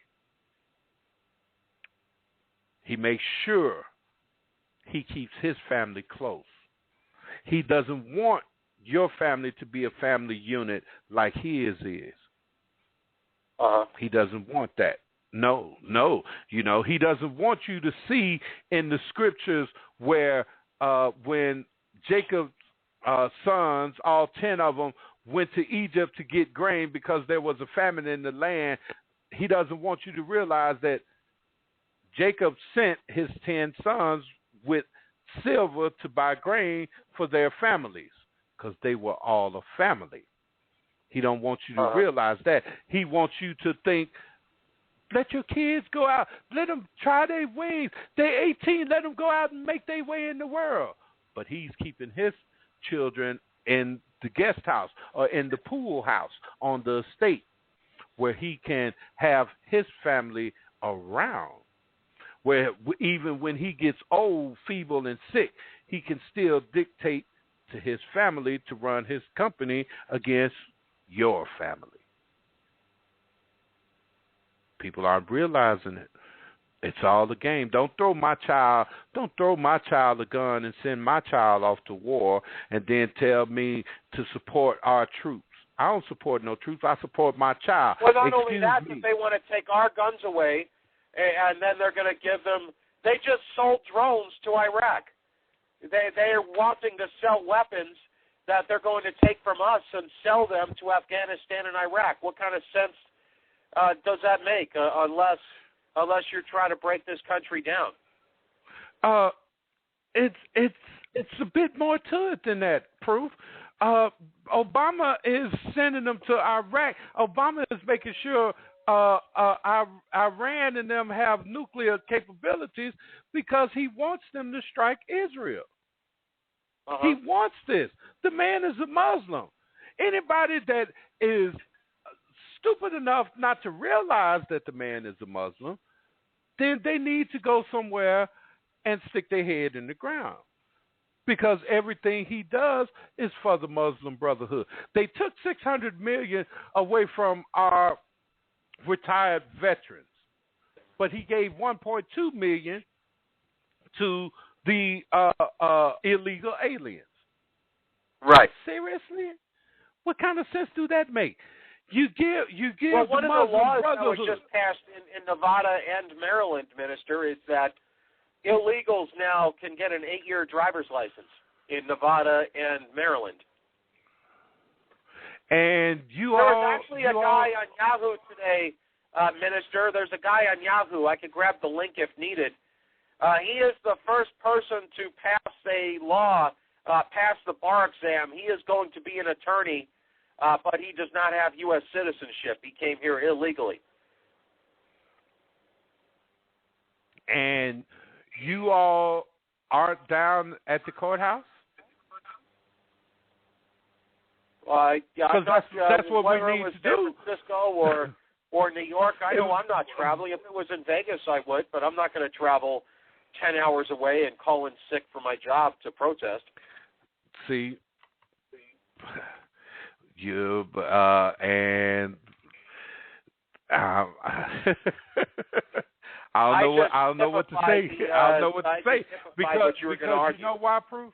You know why? Because what if that's the way we thought 50 years ago with the March on Washington?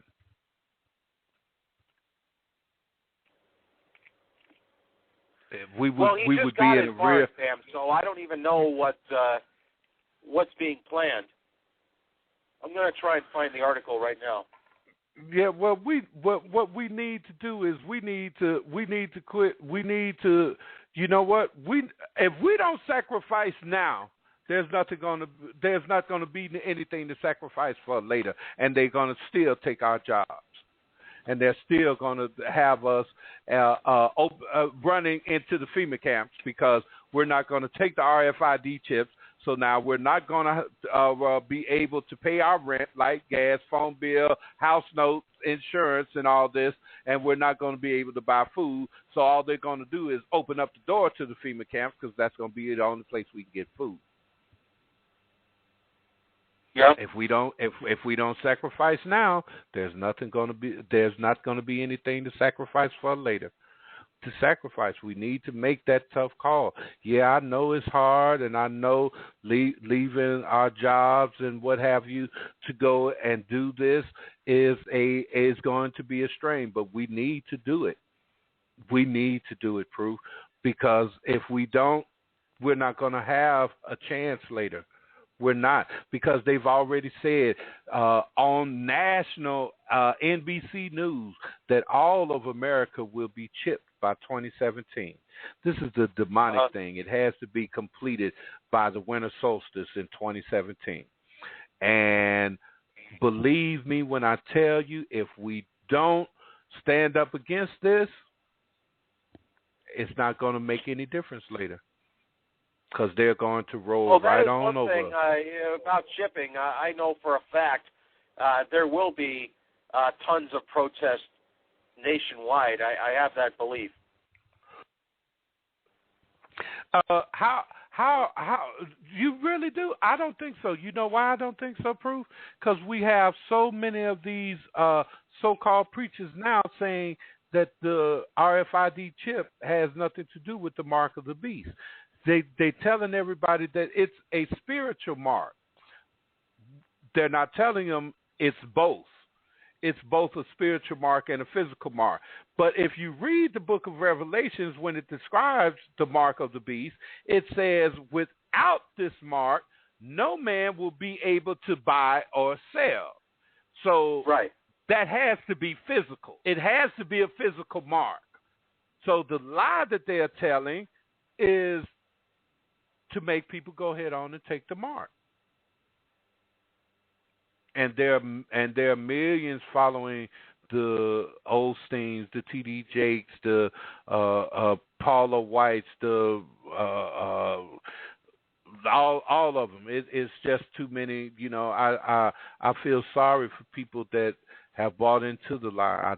I don't know. I just keep doing my show. I keep trying to get the truth out there. My show, I don't just sit up and my show isn't, okay, well, I'm getting ready to go on. Let me tell the people on Facebook. My show, I have my show connected to the ministry's website. And when I go on the air, links go to Google, Twitter, Facebook, Tumblr, Stumble Upon, so I try to make sure I get the truth out to everywhere. And believe me, I have listeners that befriend me, that let me know, oh, I heard you mention me and whatnot, all in the Philippines and Hong Kong. My friend that places the ministry's Twitter post on, she's in Montserrat. I don't even know what Montserrat is, Proof. No. Yeah, I've never heard of that myself. No. But she's there and she's faithful and what have you, and I'm trying to get this truth out. Believe me, a lot of people didn't want to hear you shouldn't be celebrating Christmas. But I said it anyway. And I was there Christmas Eve. My show was Christmas Eve, and I let them have it with all fours Christmas Eve. Because I'd rather plant that seed of truth, and even if you don't accept it this year, maybe, just maybe, it'll take root, and next year you'll come to the knowledge of the truth. My mom did, and my mom was Christmas queen. My mom loved holidays. Trust me when I tell you. Halloween and all, my mom was the queen. Oh, wow. Everybody wanted to come to our house because my mom would decorate the house. I mean, the curtains, the bedclothes, the decorations up and down the hallway, the living room, I mean, everywhere. And my mom does not any longer celebrate Christmas, Halloween, or anything. So believe me, all we have to do, because scriptures tell us, to preach the word, and if we just trust it, the Father told us that his word will accomplish exactly what he sent it out to do, that it will not return back unto him void. We just have to continue to preach his word, because there are those that need to hear the truth. Everyone is not going to be saved. Just like the Messiah said in Matthew 7:21 that I read earlier. Everyone is not going. Scriptures tell us, enter ye at the straight gate, for broad is the way that leadeth unto destruction, and many go in tread. But narrow is the gate that leadeth unto righteousness, and few there be that find it. So everyone is not going. If you read John 17, when the Messiah was in the Garden of Gethsemane and praying to the Father that last time before he went to the cross, he said clearly, I pray not for the world. I pray only for those that the Father has given me, and those that believe on me through them. So everyone, the Messiah did not come to save. He knew he wasn't going to save everyone. People always tell that lie, oh, Jesus came to save the world. No, he didn't. No, he didn't. He came to save those that the Father gave unto him. And he came to be in place for those, because man still has free will. And believe me when I tell you, Proof, the Father knows the end of a thing from the beginning. So he knows both outcomes. because we have free will. So either he knows the outcome if we follow him, and he knows the outcome if we don't follow him. Yeah, I look at it, what's going to happen is like how kids are with the ice cream truck.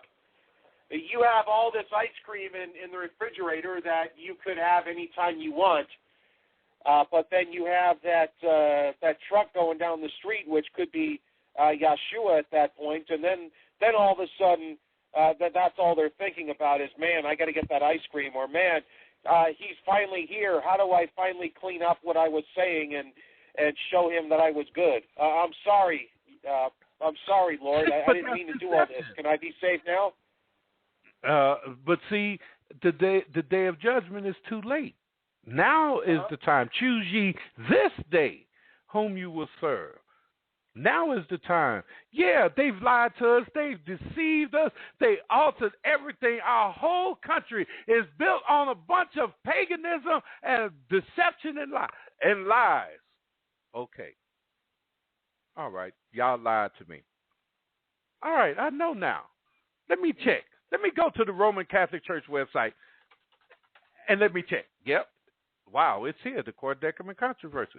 Wow, they killed the Christians that kept the Passover instead of Easter. Wow. The Roman Catholic Church calls their priest father, but scriptures say, call no man father on the face of the earth. Wow. Well, the second commandment says, thou shalt not make any graven image unto thyself of anything in heaven and above, in the earth beneath, or in the sea below. But when I walk into the Catholic Church, that's all I see. They're still lying. Okay, I can't follow these people because they're lying to me. Oh, no, we following Jesus. We the Roman Catholic Church. Well, if you following Jesus, then how come you're not following what he said? Oh, no. Do you know the Pope sprinkled the blessing incense over Peter's bones and whatnot? Please don't fool yourself.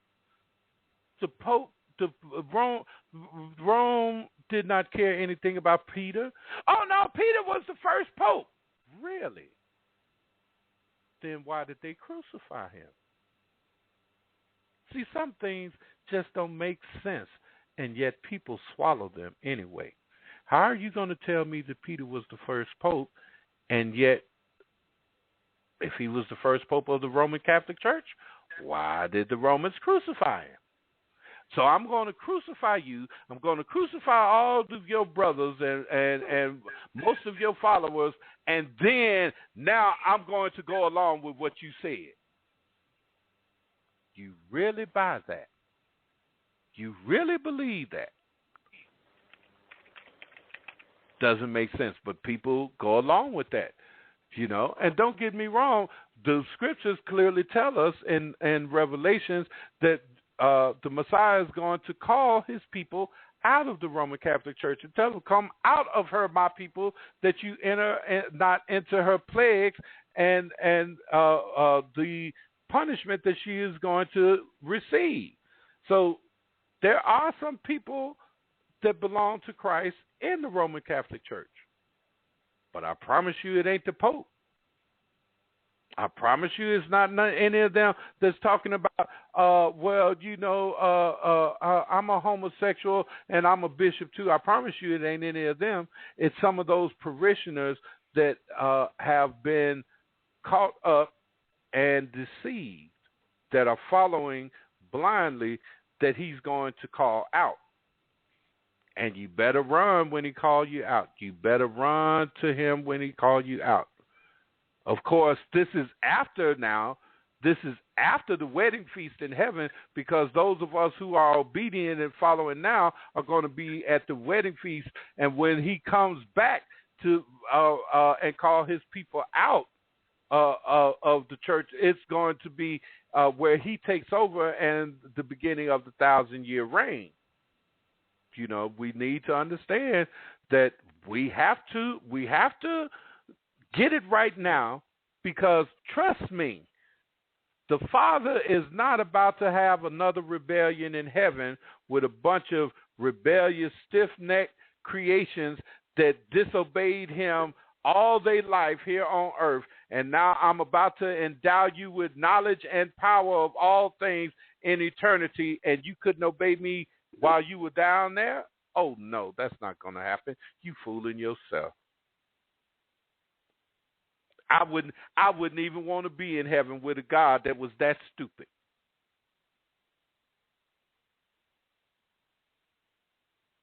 Because it's only a matter of time before the same thing happens again.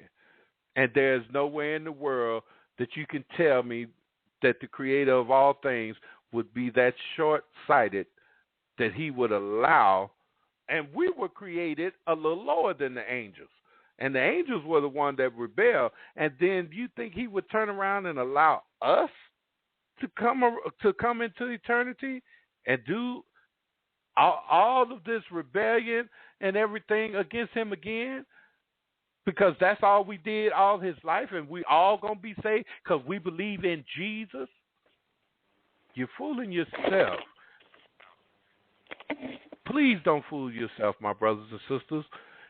Yahshua HaMashiach is our Messiah who died for our sins.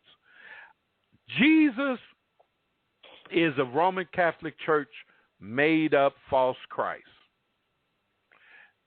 Had to be made up because the letter J wasn't even invented until the 1700s.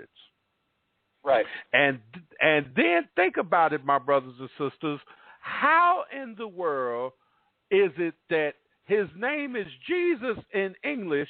You go anywhere else in the world and they still call him Jesus in their language. Because the rule is a name does not change from language to language. You've bought into a lie, a deception.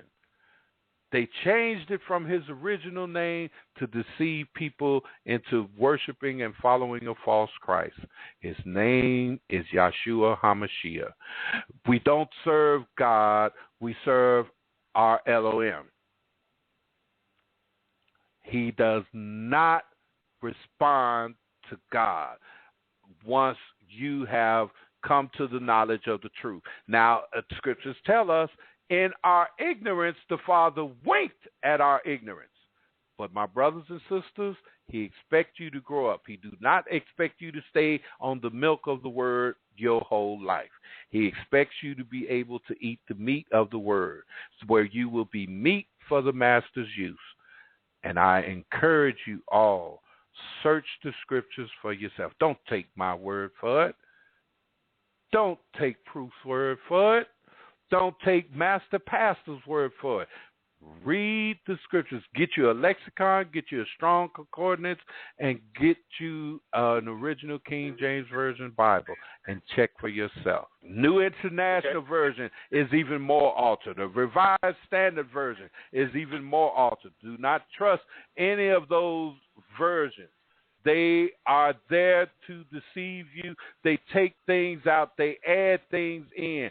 These are not what you want to follow. Do not go for the English Standard Version, the New American Standard Bible. Do not go for the International Standard Version, the Net Bible, the Arabic Bible in plain English. All of these Bibles have been altered. Get you a lexicon. Get you a strong concordance where you will know what the words meant when they were actually written, and you'll be surprised at what they actually say. The doors to the church is open.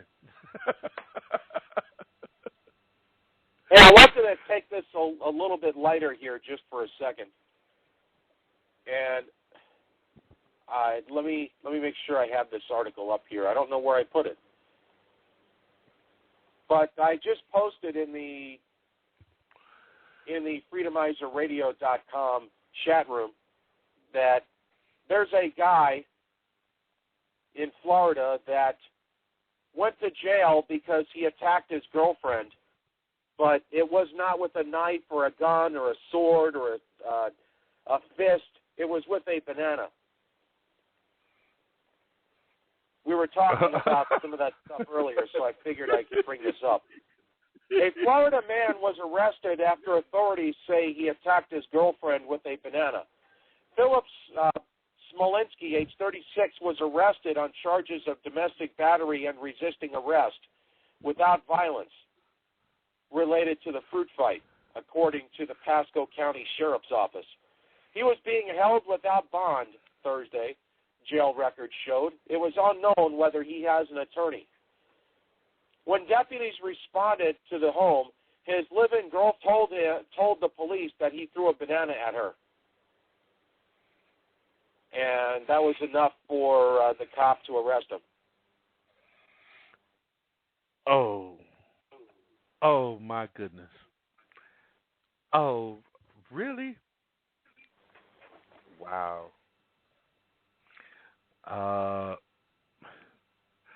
There are no words, Proof. I mean, a banana? Yeah. He threw a banana at me. Well, you know what, Proof? They have a law on the books. I don't know about there in Vegas. I know they have a law on the books for verbal assault here in Chicago. Uh-huh.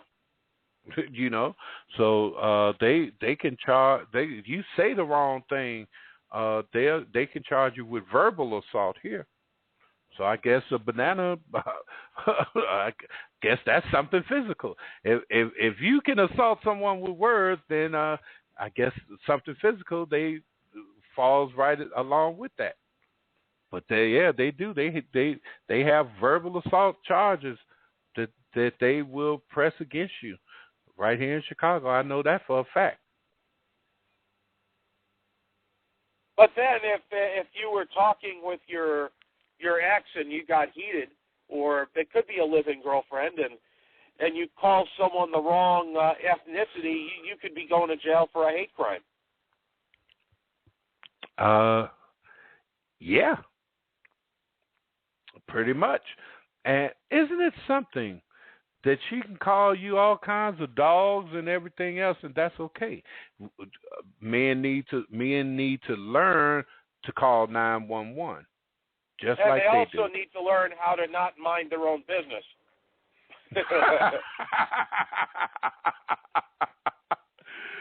Well, yeah, that seems to be a problem too.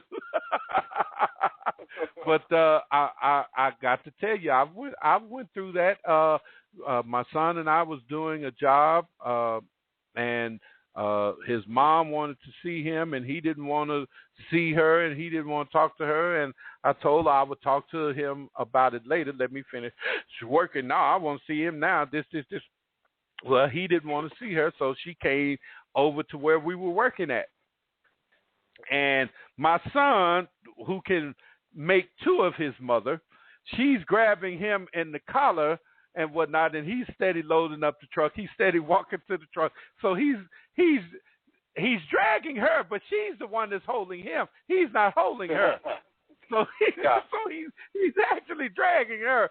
And so I had called the police, and when the police get there and whatnot, she's ranting and raving, and they ran and they grabbed me and threw the handcuffs on me. And I'm like, excuse me, I'm the one that called you all. What? And just at that time, over the radio, they were saying it again about I had called. You're Kenneth. I said, I'm Kenneth Emmanuel. They took the cuffs off me, and there they go. I said, she just didn't want to talk to her husband. He didn't want to talk to his mother. She's going to force him. I told her I would talk to him about it. I would have worked something out if she would have she's going to make him talk to, and she go up and yeah, I'm going to hell, all right. I ain't going for adultery. I'm going for killing you. And I looked at the police officer, and he said nerve enough to say to me, what? I said, what you mean, what? Do what you would do if I had said that to her. He said, you going to sign the papers? Where they at? And they had to take her to jail. Men need to learn to call 911 just like women do. That's the game. Look, play the cards you are dealt. if that's the rules of the game, learn how to play the game. Because I'm not going for it. I'm not going for it. Oh, you ain't the man. You called the police on a woman? Yes, I sure did. That keep me from going to jail and keep me from going upside the head. I most certainly did.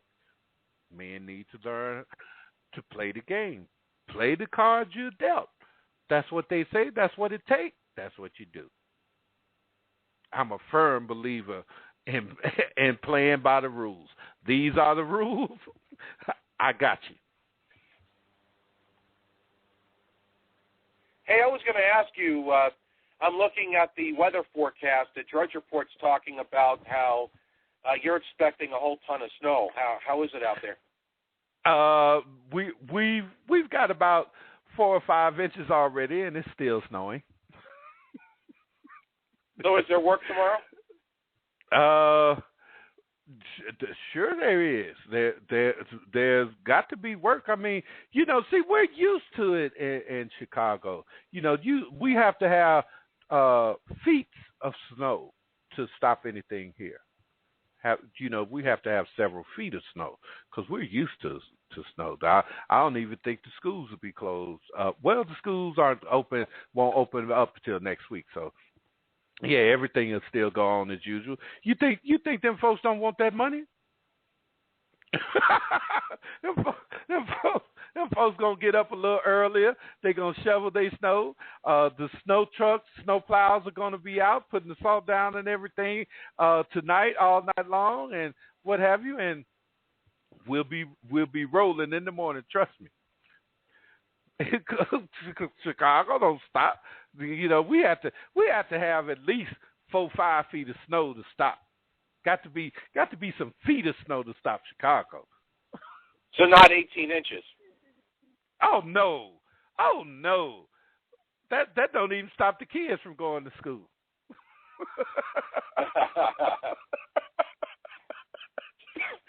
See, where I'm from in New York, I think it's right around 10 to 12 inches, and once it hits that, that's over. But they closed the roads down and where I'm at in Long Island. Really? Oh, no. Yeah. Oh, no. Man, please, look. The Long Island Railroad will still be going. Now, if you're driving your car to the train station, I'm not going to vouch for your car not being piled up with snow, but the trains will move. As long as the trains are moving, you can at least go somewhere. And so work is, I wouldn't say that you'd get fired for not showing up to work in a snowstorm, but they would still expect you, but if you couldn't make it, they understand. Yeah, it was 2 feet of snow would close the schools. Okay. Uh-huh. It's not gonna stop Lakeshore Drive, the Dan Ryan Expressway. The snow plows. Trust me, the snow plows and the salt trucks are out now. They're out now, yeah. So that's never going to be an issue here in Chicago. If we had that happen one time here under Mayor Michael Bolanek, one-term mayor, okay, because he let Chicago get snowed in. If Min Emmanuel make that mistake, he can just go ahead on and kiss his mayoralship goodbye, because they're not, the business owners are not going to tolerate that. You don't stop my business just for some little old funky snow. Not no snow. The snow don't stop nothing. Nothing. We deal with wind chill factor here. And Chicago is known to get below zero temperatures, 7, 8 below. With the wind chill factor, you're looking at 17, 20 below zero, and what have you. And we're still working. Hey, I'm looking right now. I'm on ABC Chicago, and it says 0 degrees in Chicago. Mm-hmm. So now imagine the wind chill factor. So it's about 10 below zero out there now. Yeah. So that's how it goes, But we don't stop. You know, snow don't stop us. You know, we had a snow in '79 that everyone can remember. That it was real bad. It was like 6 feet of snow that fell over a 48-hour period, and we had some roofs caving in and what have you. You know, but the city stopped for I think 2 days. You know, but that was about it. In '67, though, we had a snow come through here. It was a blizzard for real, and the city shut down. The buses could not move. They were covered. I mean, we had snow for real. Couldn't no food get in. You couldn't get to the store. If the store was open and the owner was there when the snow hit that night, that morning he was still in the snow because he couldn't get home. He was still in the store. And it was real bad here in '67, buddy. It was real. We were shut down for a good week or so at that time, but we learned how to cope and deal with it, and we've been dealing with them ever since. It makes no difference here. Nothing will stop. I guarantee you. Lakeshore Drive, Michigan Avenue will be in full force come 9 o'clock in the morning. Promise you this.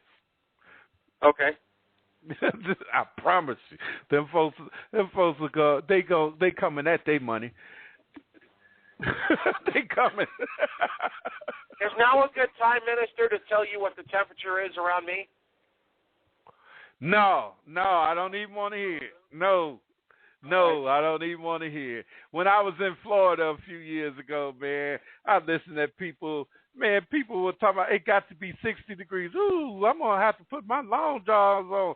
Oh, I'm going to have to turn the heat on and all this here. And it was in the middle of January.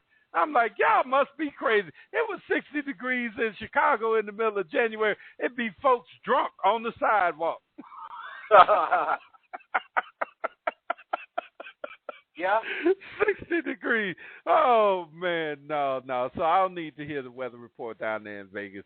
I got a friend in California. I hang up on her every time she tells me what her temperature is. I'm like, okay, Sister Amelia that does the show with me. I'm like, okay, I can't talk to you anymore.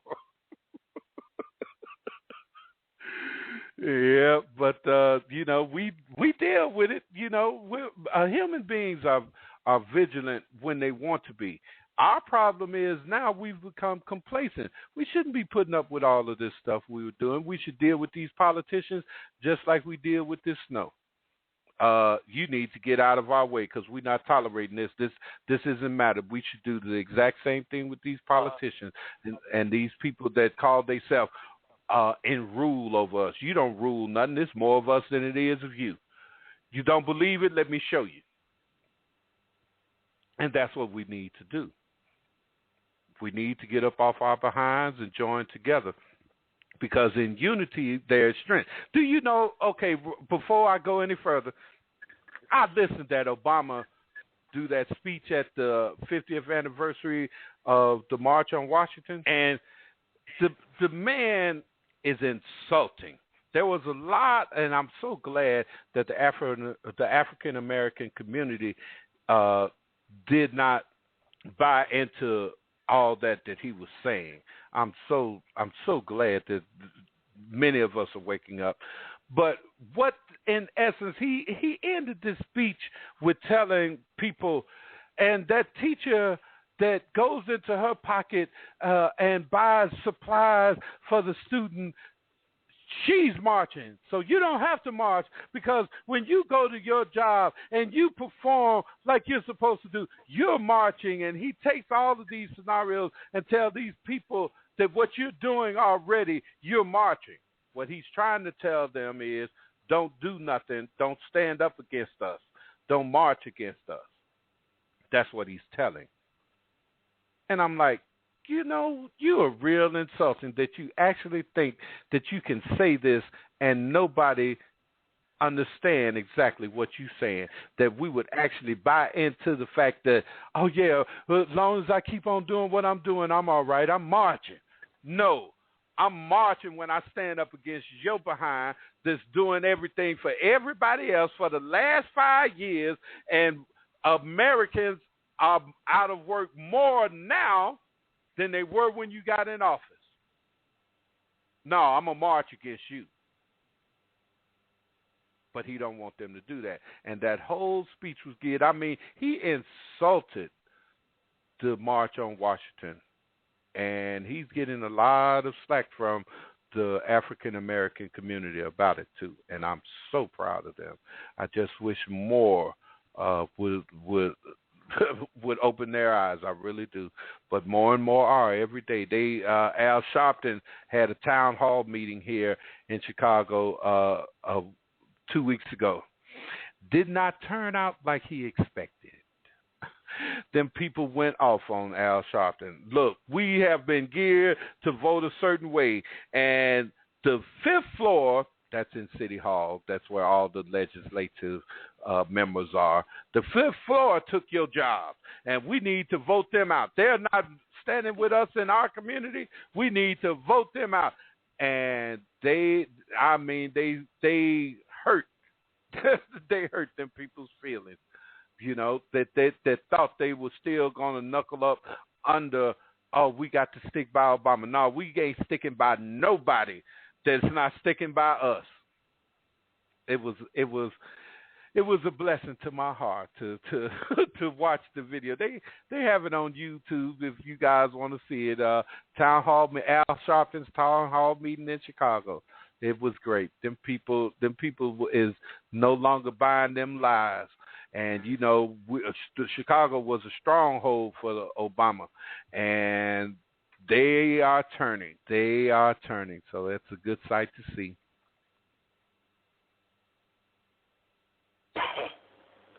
Yeah, but I guess the only question is here, you have people like the new New York mayor, de Blasio, that says that this is a great time in liberalism, and he thinks that the United States has gone way more liberal than what we probably have.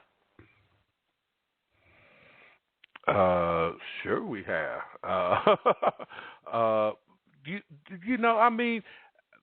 Can't be more liberal than I think. Anytime you got two sets of laws being observed in one country, how long you think that's going to last? That doesn't make any sense. I read this article about these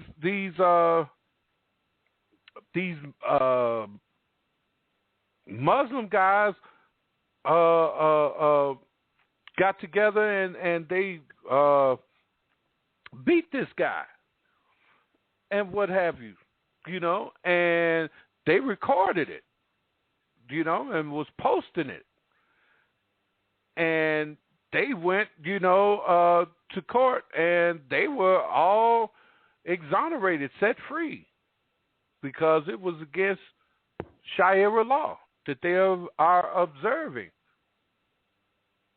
This makes no sense. And this is right here in America. Gets me, though, Minister, is the fact that there's women out there that are trying to push for Sharia law. It was a woman judge that gave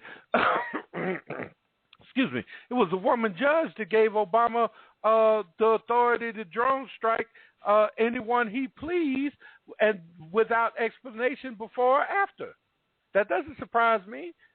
Satan always have women that wants to be around power. Doesn't surprise me none. Jezebel is one of the biggest influences in the world today. And she basically works through women. Doesn't surprise me none. Of course, they all going to end up in the same place. But they don't think so. They think they're with the winning side. But, what kind of sense does that make? That this woman gave the President of the United States the right to drone strike anyone, including Americans, if he deemed them didn't and do not have to go and get no warrant, don't have to answer to anybody before or after the fact. So she just told him, sir, you can kill me if you want to. How stupid is that? And no man judge that they went to, because they went to several judges, other judges, before they found this woman that went along with them, and they all refused. But that's what they do. They go around the U.S. trying to find a judge that will agree with their case, and then that's how they roll. And all they need is to get it on the docket. That's all they need. And once they get it on the docket, they can refer back to it at will. And they will uphold another judge's ruling. And the people are going along with it are saying it's okay. And I've been speaking against it on the ministry's website, on the radio shows, on my Facebook pages, everywhere I can. And very few people not only will do something, but it's very few people that even acknowledge it. Now that's a crime. You know, that's not going to make it go away just because you ignore it. You know, that's like the cartoon character that see the train coming and close their eyes, like that's going to make the train disappear. Right. But people have become that complacent. As long as it don't affect me directly. When they went and started confiscating California, the people in California's guns, the people in New York did not raise an uproar or a cry or nothing. Well, guess what? New York was where they went to next. And like I say, I believe they're going to come to Chicago next. Because that's the way they're rolling. They have to get the major cities, and it's California, New York, and Chicago. And and all of a sudden, after 40 or 50 years of not allowing Chicagoans to carry guns, now all of a sudden they pass a law where we can carry. They just want to know who's carrying. That's all. That is true. People better wake up, you know, because all they're doing is condemning their children that they say they love. You don't love your children when you go along with this. When you do nothing, you say nothing, you don't even stand up against it, you don't say nothing, come on. You don't love your children because it's going to be your children that's going to be these people's puppet, that's going to be enslaved by these people. But yet you say you love your children, but you gave the key to your children's shackles. Hey, Minister, I don't know how we did this, but you spent basically the entire show with me, and the 90-second buzzer just went off.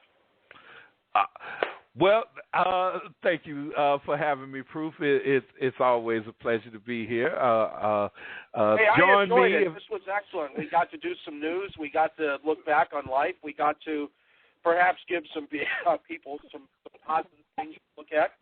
And thank you so much for being a part of our staff here. It is my honor. On the 21st is my anniversary, so join Sound Doctrine Ministries right here on the Freedomizer Radio Network. Thank you, Minister. And I'll be seeing you Saturday on your show, of course, at noon Pacific. In the meantime, I need to make way for the next show coming up. Hold on to the handrail. Open line. Remember, only 2 minutes part of the fire. Negative, kind of out.